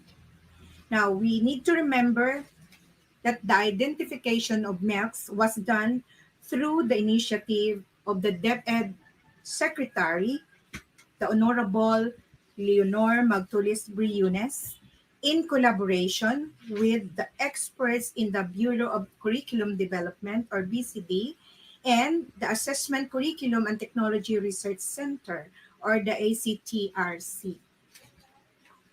Let me share to you some of the characteristics of an essential learning competency or the MELS, which later was identified as most essential learning competency. Now, the MELS is something that would remain with learners long after a test or unit of study is completed and is useful beyond a single test or unit of study. It is applicable to real life situations, especially during this what we call new normal condition. If students leave school, it will still be important for them to have this competency above many others. It is aligned with national and local standards and frameworks. It connects the content to higher concepts across content areas. Now, how did these competencies were streamlined into MELs? Now, competencies were originally taken from the K-12 curriculum guides.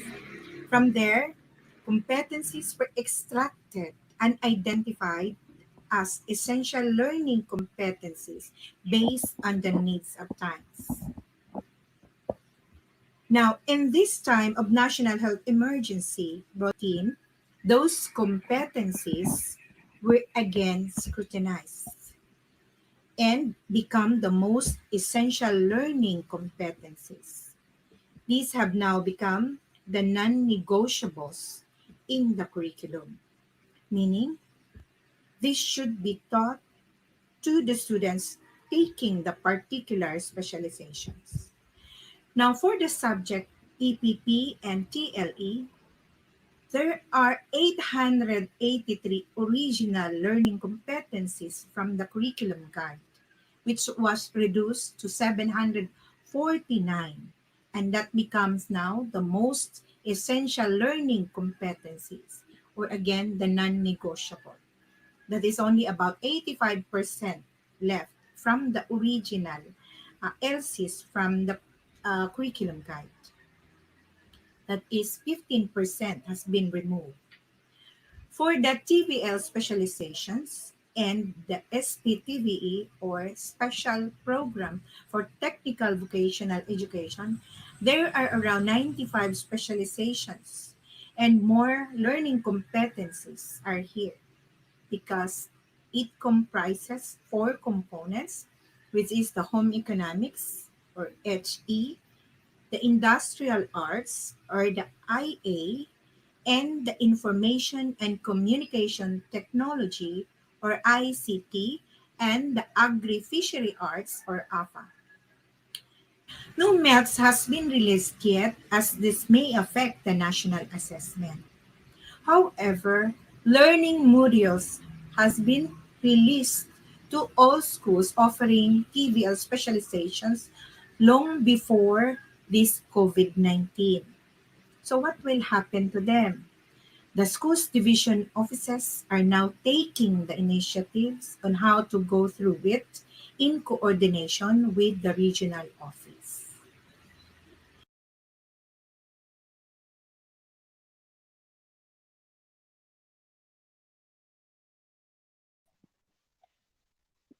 Okay. Okay, so you heard it clear and straight from our regional apps that TVL has no melts because this will affect the result of the national assessment. So our previous curriculum guide is still our basis for our learning competencies. Since learning modules have already been provided since the start of the K-12 curriculum. Now let me proceed with the sample lesson exemplar in TVL.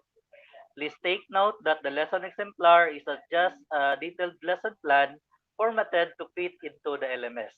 Remember that our lesson plan is our basic tool in conducting a class. Lesson exemplar is the paper version or hard copy of the LMS. Sir Mark,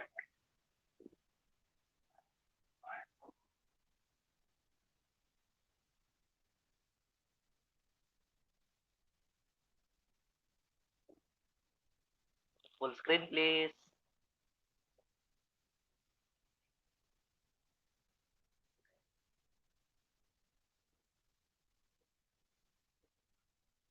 Okay, so we have here the lesson exemplar for dressmaking. This is intended for week 2, grade 11. The duration is good for 2 hours. And we have the content standard, performance standard, the learning competency. So these are all available in your curriculum guides. So andun yung code niya, LO draft and cut pattern for ladies skirts. And then 1.2, take client's body measurement. For the K concept, waist, lower hip measurement, lower hip line, so on and so forth, long gown and length. For the learning objectives, so it has 3 learning objectives as you can see. Then the content, taking client's body measurement. For the references, a learning module for dressmaking, grade 10. And the resources, we have the different links provided. the learning procedure, preliminary activities. So the drill. Later this afternoon, by the way, you will see that the contents or how the contents of this exemplar are migrated into the LMS. So parehong-pareho po ito sa laman ng inyong LMS. So yung drill niya andito, I see your true colors. And then for the review,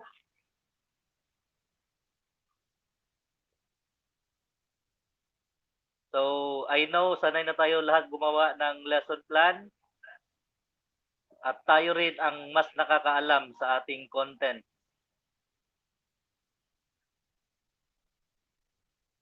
Okay, the motivation, meron siyang mood igniter and meron siyang discussion forum, fast talk. And then, yung developmental activities, dito na papasok yung 4As. So, activity. So, meron siyang ipapakita na video presentation. And then, may naka-attach doon sa Moodle na forum where the teacher and students could discuss while interpreting the procedure. And then, followed by the analysis. So, meron siyang mga questions. And then abstraction, POTD or point of the day.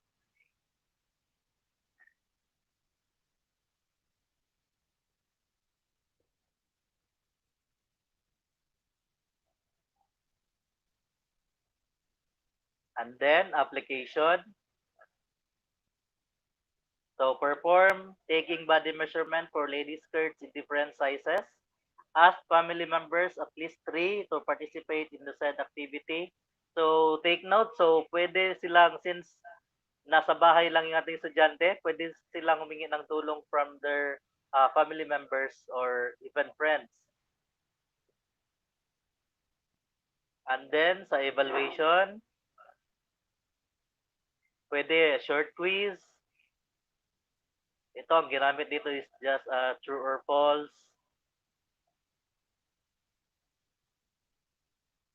And then agreement.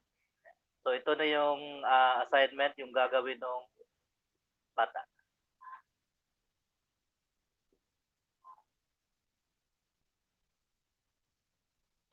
Okay, so yun lang po muna. Later this afternoon, as I said earlier, makikita nyo paano ito ginamit doon sa LMS. Makita ninyo na talagang kung ano ang content ng exemplar na ito, ganun din sa learning management system. Okay, so that ends my short presentation, Sir Brian. Okay, thank you so much, Sir Lau, for sharing with us, the importance of learning exemplar. Okay, so I know, sir, nga this is your input is very useful, but this afternoon, sir, as what you have said, we will be presenting, the teacher participants. They will discover and they will really apply how to navigate, how to translate the learning exemplar into learning materials, LMS, I mean. Okay, so let's proceed, sir. Going our next presentation today or this morning is all about the planning of classes in all modalities. But before that, I think, Besh, June, meron ka bang i-addition? Hello, thank you so much. Okay, before we proceed to the last presentation, ano po, thank you so much, Sir Loreto Camilio, for that overview on that part of the TVL. Now, we would like to remind all our teacher participants that since the output that we will be requesting from you is your lesson exemplars, mamaya po, mamayang hapon na session po, ibibigay namin sa inyo yung link po kung saan nyo mada-download yung template, ano po, kasi meron po yung nakalagay na specific. Wag po kayong malito, wag po kayong malito kasi nakalagay doon, halimbawa, K to 3 in English or in Filipino. So that is a matter of language po yun ang pinag-usapan doon, hindi po yung subject area na English or Filipino. At para naman po sa grade 4 to 12, meron din pong template doon in Filipino or in English. Pero ganun pa man ay ipapaalala namin sa inyo na for science po or yung sa science baka meron pa tayong sa STEM or ganyan po na ginagamit. As of now, I am asking for a copy of that kasi iba po yung parang 7 E's po yata ang na-implement sa lesson exemplar po ng science na subject. Ano po? But the rest are 4 A's na po. Okay? So, yun, Sir Brian, you may proceed now to the next Okay, thank you, Sir June. Thank you din, Sir Lau. Again, balik tayo, no? So, our next input is all about the planning of classes in all modalities. This is just a very quick presentation. If you can see why there's a need for us to plan the schedule of our learners, simply because there are so many distractions. Aside from distractions, since most of our learners will be using, aside from module, they are also using internet they will be using internet for the other platforms. So there are big chances that they will be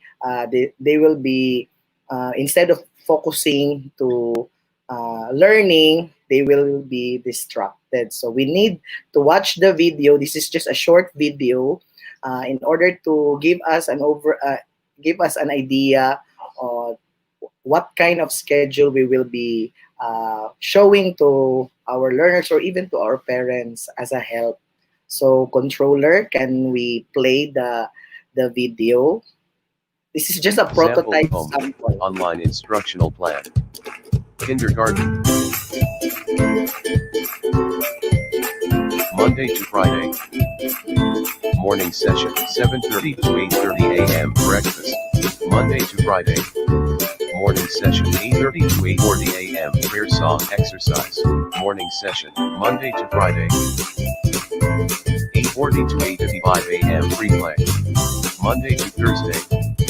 Morning session, 8:55 to 9:25 a.m. Language literacy, socio-emotional. Friday morning session, 8:55 to 9:25 a.m. Assessment task. Monday to Friday. Morning session, 9:25 to 9:40 a.m. Snack time. Monday, Tuesday, Wednesday, Thursday. Morning session, 9:40 to 10:10 a.m. Friday morning session, 9:40 to 10:10 a.m. Morning session, 10:10 to 10:30 a.m. Morning session, 10:30 to 10:35 a.m. Monday to Friday. Morning session, 10:35 to 12 o'clock noon. Monday to Friday. 12 to 1 p.m. Lunch. Relaxation. Monday to Friday. 1 to 5 o'clock p.m. Monday to Friday. 1 to 5 o'clock p.m. Monday to Friday. 5 to 6:30 p.m. Dinner time. 6:30 to 8 p.m. Free time. 8 p.m. onwards. Bedtime.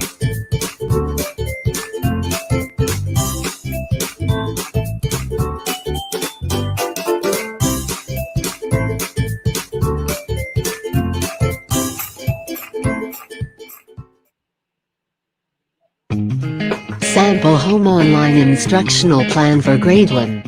August 24th, 2020. 7:30 to 8:30 a.m. Breakfast. 8:30 to 8:45 a.m. Prayer, C for Advisory, Announcement Class. 8:45 to 9:35 a.m. Mother Tongue. Access and use the provided SLMS. 9:35 to 10:05 a.m. Filipino. Access and use the provided SLMS. 10:05 to 10:20 a.m. Recess. Household tasks.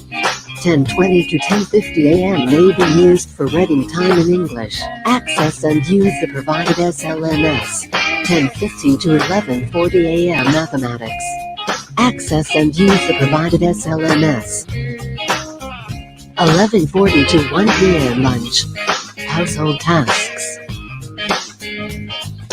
1 o'clock to 3 p.m. Creative, quiet time, nap, relaxation, play, reading stories. 3 o'clock to 3:40 p.m. Araling Panlipana, access, and use the provided SLMS. 3:40 to 4:20 p.m. MAPI. Access and use the provided SLMS. 4:20 to 4:50 p.m. is ESP. Access and use the provided SLMS. 4:50 to 5 p.m. closing prayer and personal reflection. 5 o'clock to 6:30 p.m. dinner time. 6:30 to 9 p.m. free time. And, or, reading stories. 9 p.m. onwards bedtime.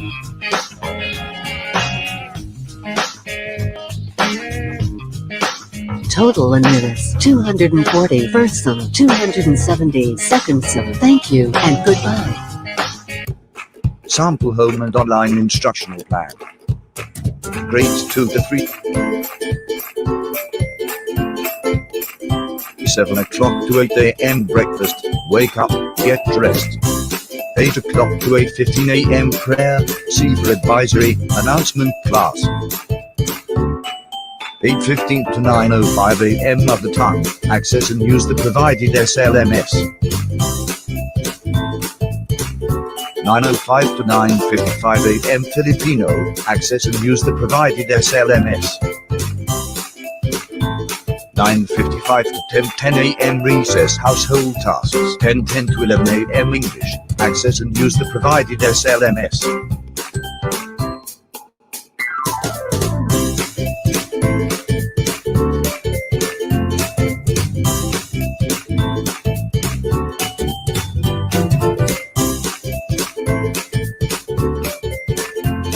$11.50 to 1 p.m. lunch, household tasks.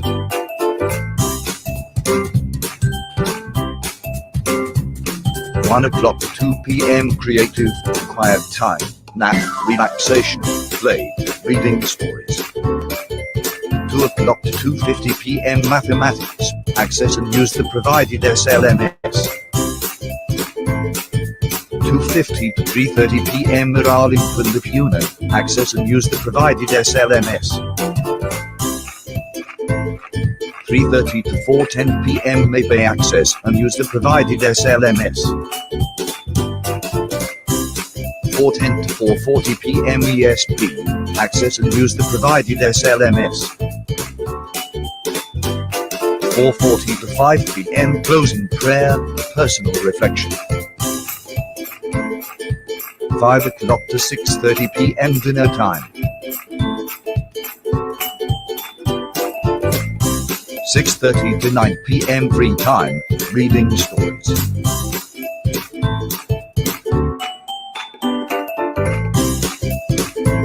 $9 p.m. onwards bedtime. Total in minutes, 310, grade 2, 360, grade 3. Sample learning schedule at home, grades 4 to 6.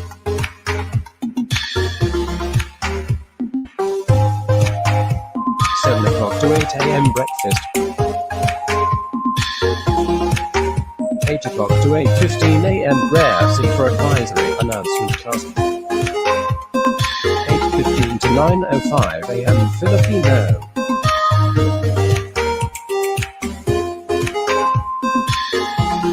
9:05 to 9:55 a.m. English. 9:55 to 10:10 a.m. recess household tasks. 10:10 to 11 a.m. science.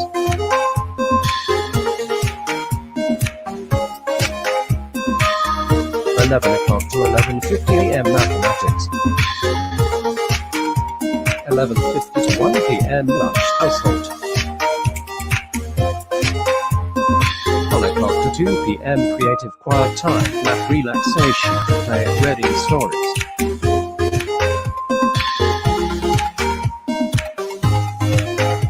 2 o'clock to 2:40 p.m. Marilyn Pan Lippman.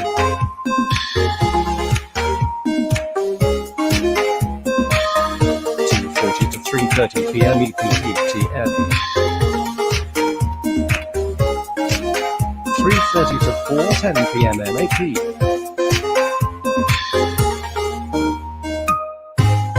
4:10 to 4:40 p.m. ESP. 4:40 to 5 p.m. closing, prayer, personal reflection and journal.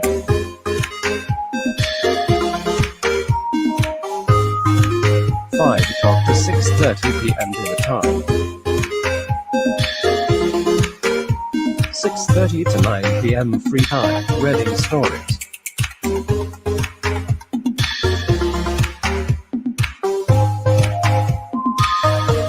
9 p.m. onwards, bedtime. Total in minutes, 360 minutes. Sample of learning schedule at home. From grades 7 to 10. 7 o'clock to 8 a.m. breakfast. From 8 o'clock to 8:15 a.m. the prayer C for advisory announcement class. Every Monday. 8:15 to 9:15 a.m. TLE special curricular programs. From Tuesday to Thursday. 8:15 to 9:15 a.m. Filipino. Every Friday. 8:15 to 9:15 a.m. TLE special curricular programs. Every Monday. 9:15 to 10:15 a.m. TLE special curricular programs. From Tuesday to Thursday. 9:15 to 10:15 a.m. English. Every Friday.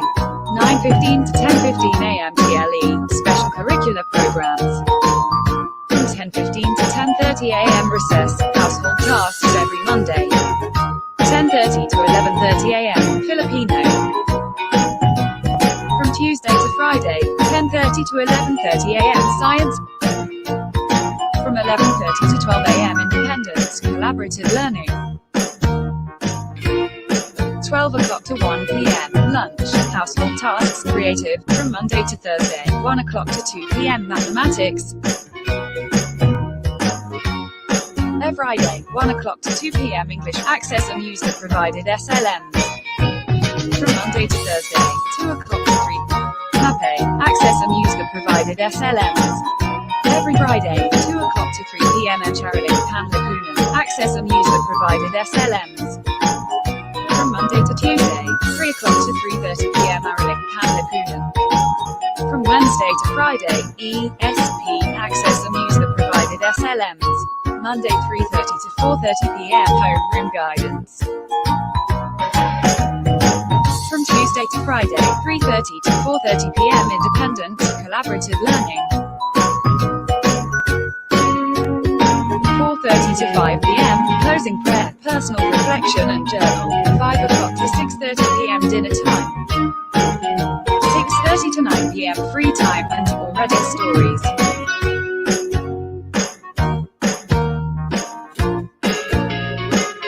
9 p.m. onwards, bedtime. Total in minutes 360.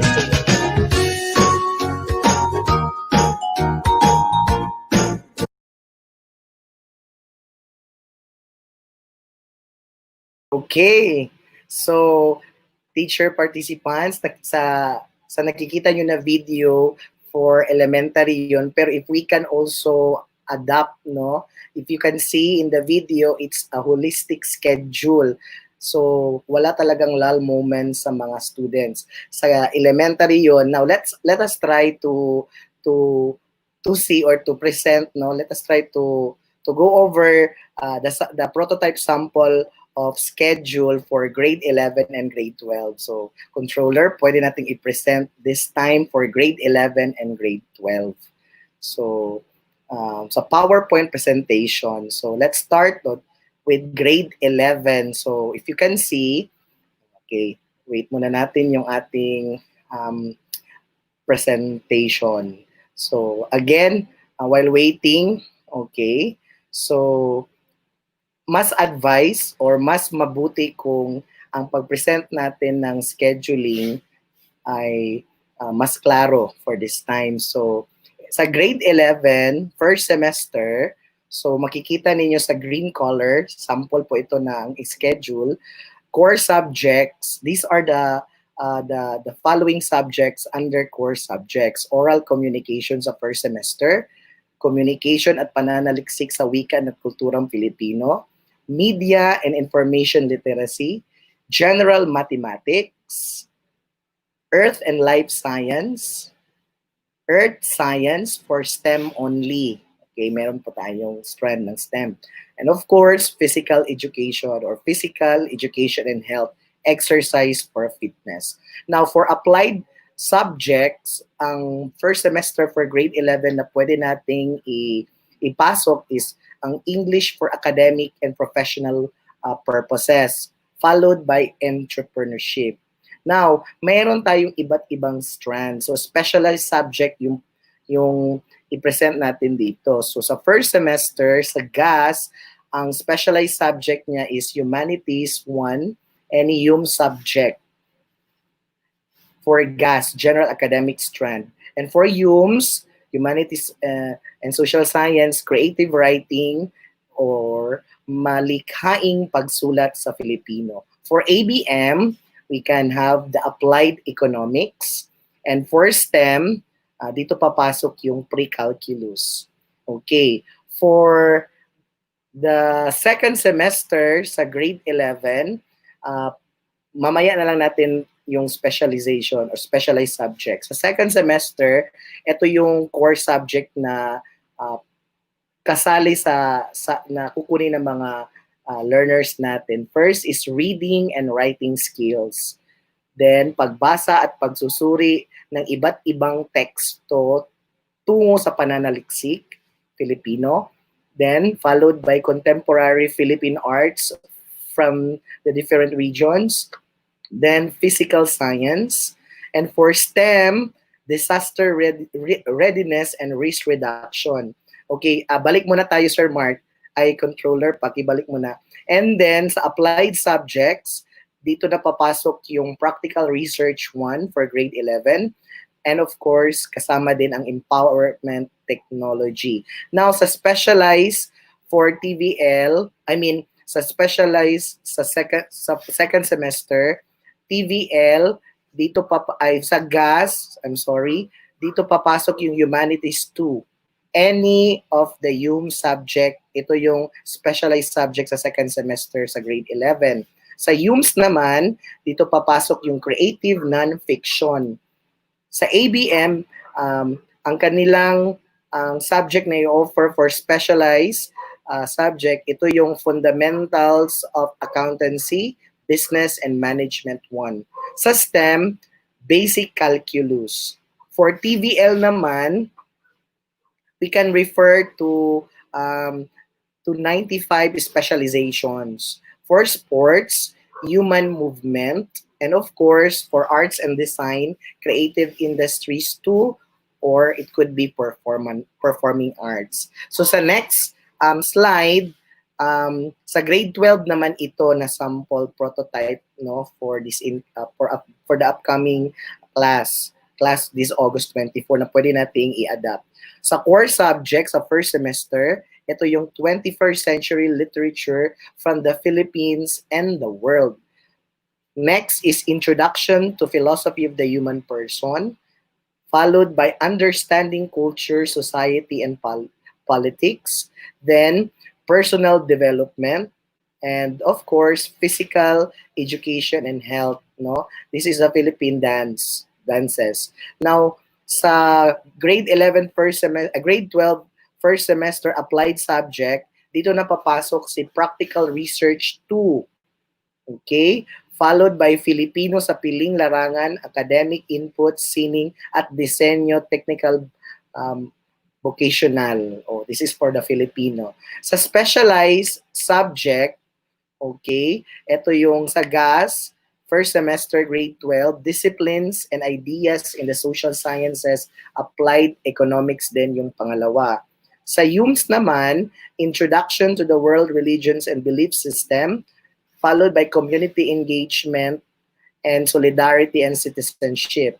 Sa ABM, ang specialized subjects nila, Business Ethics and Social Responsibility, and of course, meron ding Fundamentals of Accountancy, Business and Management too. Now, for STEM, ito yung sa kanila, General Biology 1 and General Physics 1.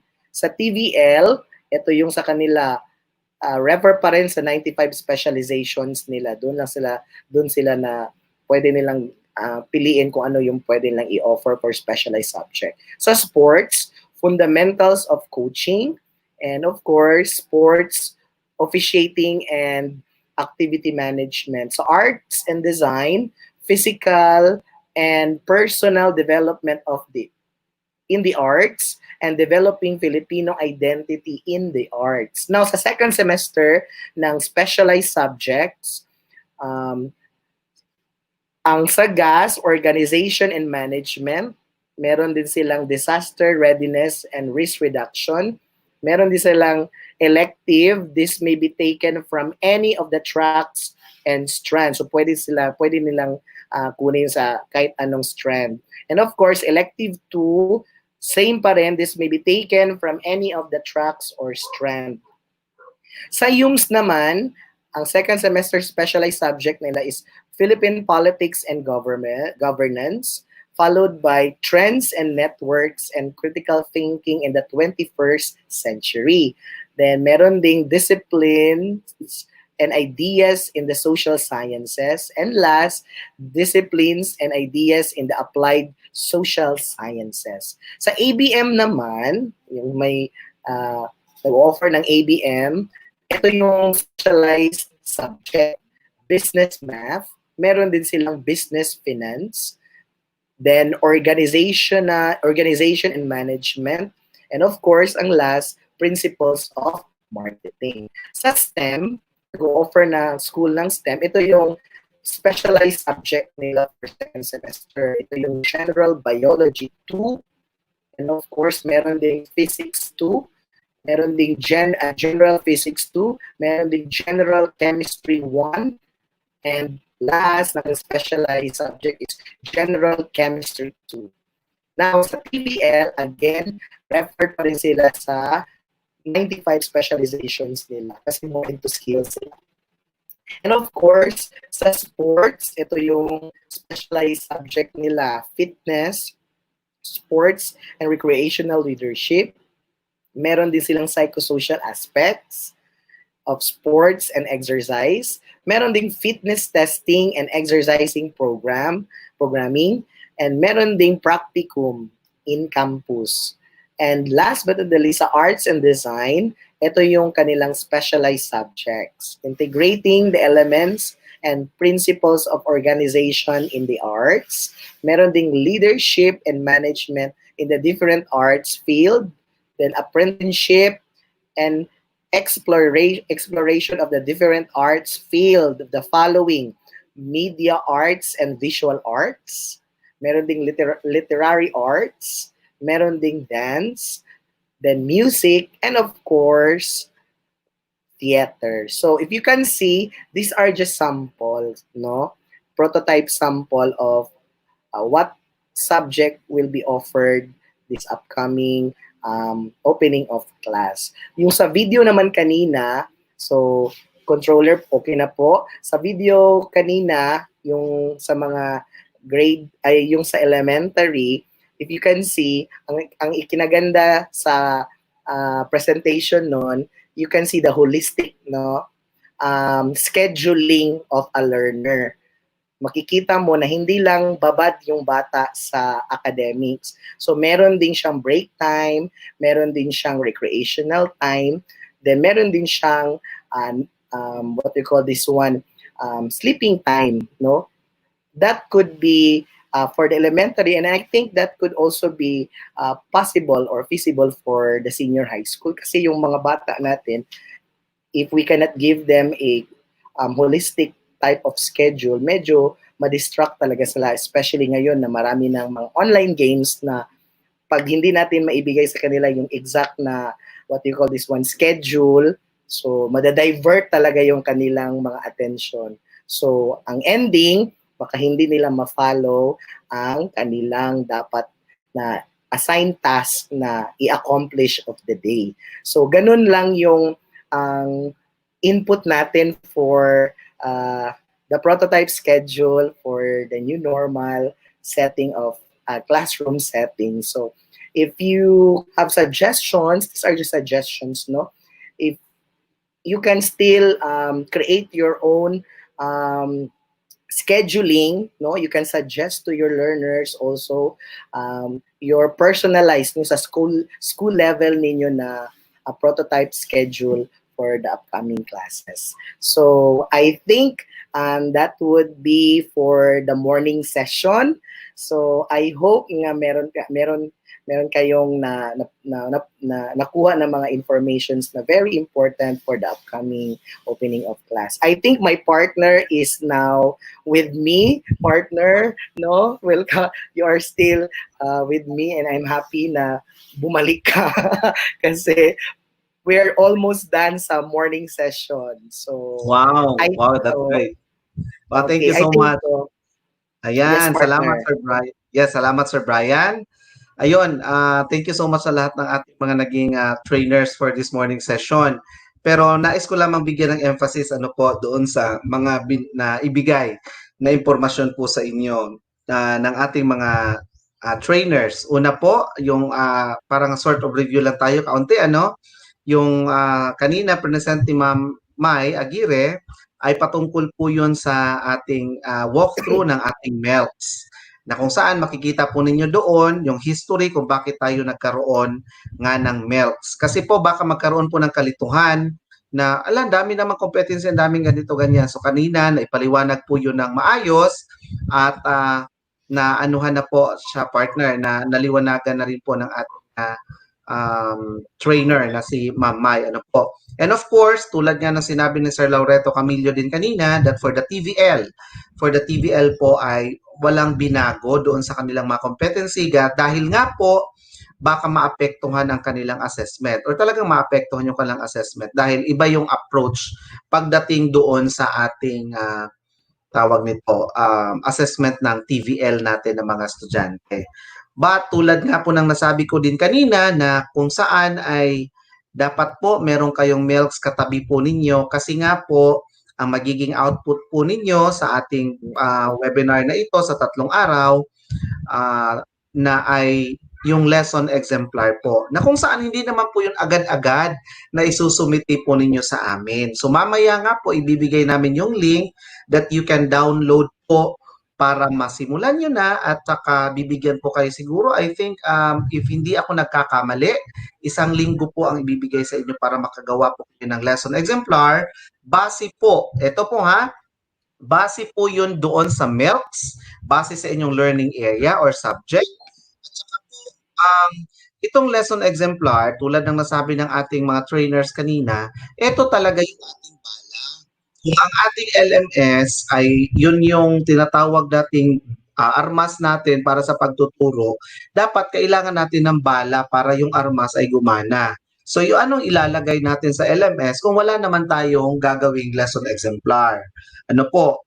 Pero yun nga po, tulad ng nabanggit, na nasabi na namin sa nakaraan siguro or if hindi ako nagkakamali, ang lesson exemplar po natin, kung nais po natin yan siyang ipagamit o talagang gusto nyo pong i-share sa buong division o sa buong region, dadaan pa rin po yan siya sa quality assurance. Kaya nga po, magsusumiti kayo ng output kasi yung ating mga education program supervisors ng bawat learning area sa pangunguna po ng ating LR manager o ng LR natin sa division ay ma-review po yan. At kung mabibigyan tayo ng QA, mas mabuti at mas maganda. So, ibig sabihin lamang po nun na ihanda po natin yung ating lesson exemplar na talagang magagamit natin. Hindi po yung for the sake of completion lamang or for submission. Kasi nga po, itong lesson exemplar natin ay bala para sa ating armas na LMS. May paliwanag na po yan nung day 1 kahapon patungkol doon sa ating ano tawag dito, yung paglalagay natin sa ating LMS. So mamaya po, yung isa-simulate ng ating videos mamaya sa session natin ngayong hapon ay may makikita ninyo kung paano ginamit yung lesson exemplar. Patungkol naman doon sa friend, doon sa pinakita po ninyo na sample, na prototype ng scheduling. Kung napansin po ninyo, baka magtanong kasi best yung iba, ala senior high school, bakit pinakita yung grade 1, kinder, grade 10? Ito po yun. Kasi po, that was a suggested prototype. Prototype nga po, suggested scheduling ng ating mga bata. Halimbawa po, yung mga anak ninyo o yung inyong mga kasama sa bahay na nag-aaral kasi nga po wala tayong face-to-face. So, yun po ay suggested pagsasaayos ng ating scheduling sa ating mga anak, sa ating mga bata, sa ating tahanan. Ano po? But yung for grade 11 at saka grade 12, of course, let us be ito ay mga meron ng kung sa kuan pa Bisaya pa nanay mga buot, no? Hangtong na June, mga kuan na, bayong-bayong na. Of course, yung pinakita ni Sir Brian kanina, that is how our school may adapt or create. Pero ang pinag-uusapan natin is yung patungkol sa pag-schedule ng mismong learner sa kanyang, yung time management nga po niya. Kasi, di ba, doon tayo sa online o doon tayo sa offline. So, syempre, dapat alam ni learner kung paano niya ibabudget yung oras niya sa isang buong linggo. Kasi nga po, di ba, meron siyang 8 subjects. So, hindi naman natin pupunuin ang learning subjects sa isang araw. Hindi po ganun. Kung nakita nyo nga po yung presentation sa kinder at saka grade 10, about 45 minutes yung kanilang session. Pero base po sa pag-aaral ay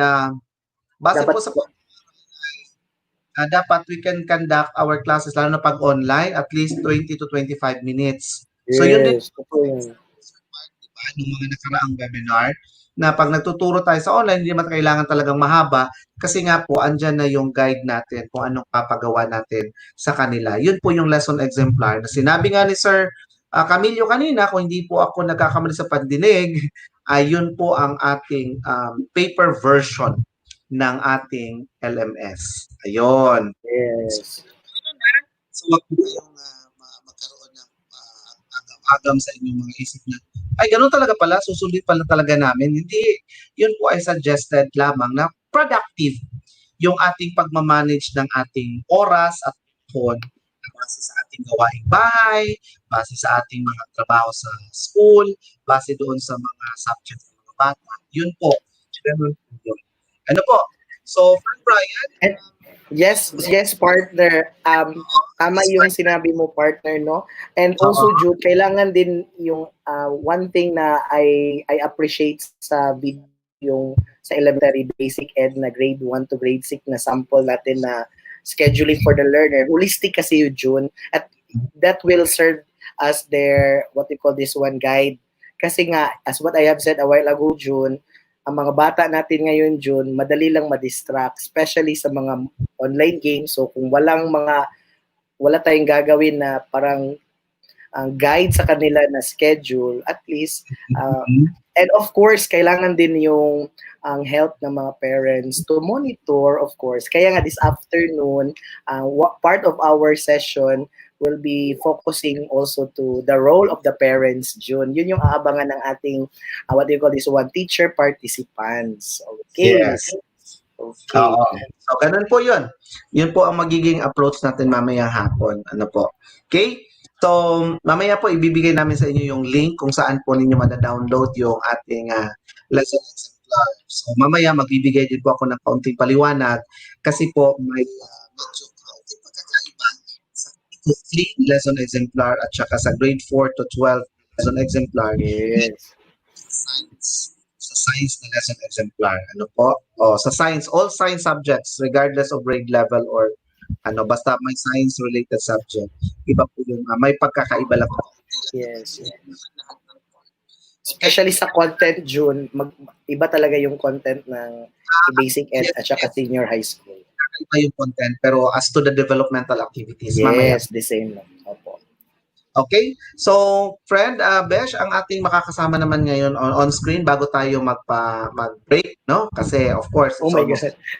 Surprise na naman ito, June. Sino na ba ito? Okay. Dalawang instructional supervisor. Oh my We have God, okay. as training manager at the same time, Sir Neil Michael De Asis. Sir Neil? Hello, Sir Neil. Good day. Good morning. Congratulations no for the for the presentation. It is very well explained and probably na siya no medyo na clear na yung yung doubts ng mga teachers kasi on the first day akala nila hirap talaga ng ng paggawa ng lesson exemplar and then ano naman yung MELCs, di ba? So at least ngayon napakita na parang lang yun. Araw-araw gumagawa tayo ng lesson plan. So parang detailed lang yung mga links, yung mga ganon. And then sabi nga ni Sir Camilo at saka ni Mamay kanina na daw na this is a paper version of the LMS, ang lesson exemplar. So, the usual, yun ang ginagawa natin. Medyo medyo dinited lang natin at saka parang inorganize lang natin mabuti. At saka gagawin nating electronic. Yes. Sir. Yes, sir. So, Sir Neil, Sir Bry, kasama din natin ang isa pang IS natin, si Sir Avelino Bitang. Sir? Okay. Hello, sir. Good afternoon. Good morning po pala. Good morning. Sir? Sir, Hello naka-mute po kayo, sir. Hello, sir. Okay. Ayan, I think siguro June, may technical difficulty. May problema siguro sa connection. Ano po? Okay, so, friend Brian. Yes, Besh, friend. hingan na natin ngayon ng ilan pang paalala ang ating training manager. At the same time, our IS did sa ating senior high school, Sir Neil Michael. Yes po. Please do the honor, sir. So, thank you very much for bearing the first half of today's session. I hope that you will continue watching this webinar in the senior high school, and then for the attendance, don't forget the attendance, and then also we'll provide you with the link this afternoon so that you can submit all your outputs and then if you have questions, it's very important that if you have questions, if you have doubts, you can write your comments, your suggestions, or even questions, and we will send it to the proper person can answer your queries, your questions. So siguro kita-kita na po taon niya hapon. Ayun. Thank you so much, Sir Neil. Thank you, Sir Neil. Yung link na yan, actually, sir, mamaya entertain natin yung mga questions dyan. Yan po yung link natin sa ating Padlet para sa Q&A po mamaya. Kasi meron tayong forum mamayang hapon. Yes, sir. Okay? So, partner, so I think that concludes our morning session. Yes, before we end, partner, meron ito ipapakita natin, baka makalimutan na yung link at mamayang hapon na attendance. Kasi, again, i-open po yan ng ating controller. Of course, pasalamatan natin si Sir Christopher Gonzalez. Siya po ang may control ng ating attendance. Ano po? Ito yung para ngayong hapon na attendance. Yan po. Okay. Screenshot nyo muna kasi kahit hindi pa po kayo makaka-access niya na kasi hindi pa po yan nabubuksan. Okay? So mamaya pa po yan, meron yung specific time na bubuksan po para ma-access po ninyo. Okay? Yan po ang ating attendance mamayang hapon para sa ating lahat. Actually, pwede nyo i-share sa lahat po ng kahit na sa ibang grade level kasi centralized na nga po yung ating attendance. And of course, para naman po sa ating school heads, ito po yung attendance link para mamayang hapon. And also, June, don't forget, we are watch implementers. So sa mga teachers na maaga na or on time na makapag-attendance. So we will be choosing top 5, di ba, partner, sa ating mga Yes. watch implementers. Correct. Okay, so partner, ayan, magpapasalamat na tayo muna pansamantala at time check, it's already 12:04, so tamang-tama. Na-lunch na po ang ating mga ano natin, mga teacher participants at tayo din, partner. Magla-lunch na din. Okay. So, ayan. Yung counting na June. Yes, countdown tayo, Sir Neil. Samahan niyo po kami. Magpapaalam tayo in 5, 4, 3, 2, 1. Bye-bye. Innovation, integration, industry-based learning, inspiration. This is the division of Panabo City, the forefront of eradicating illiteracy.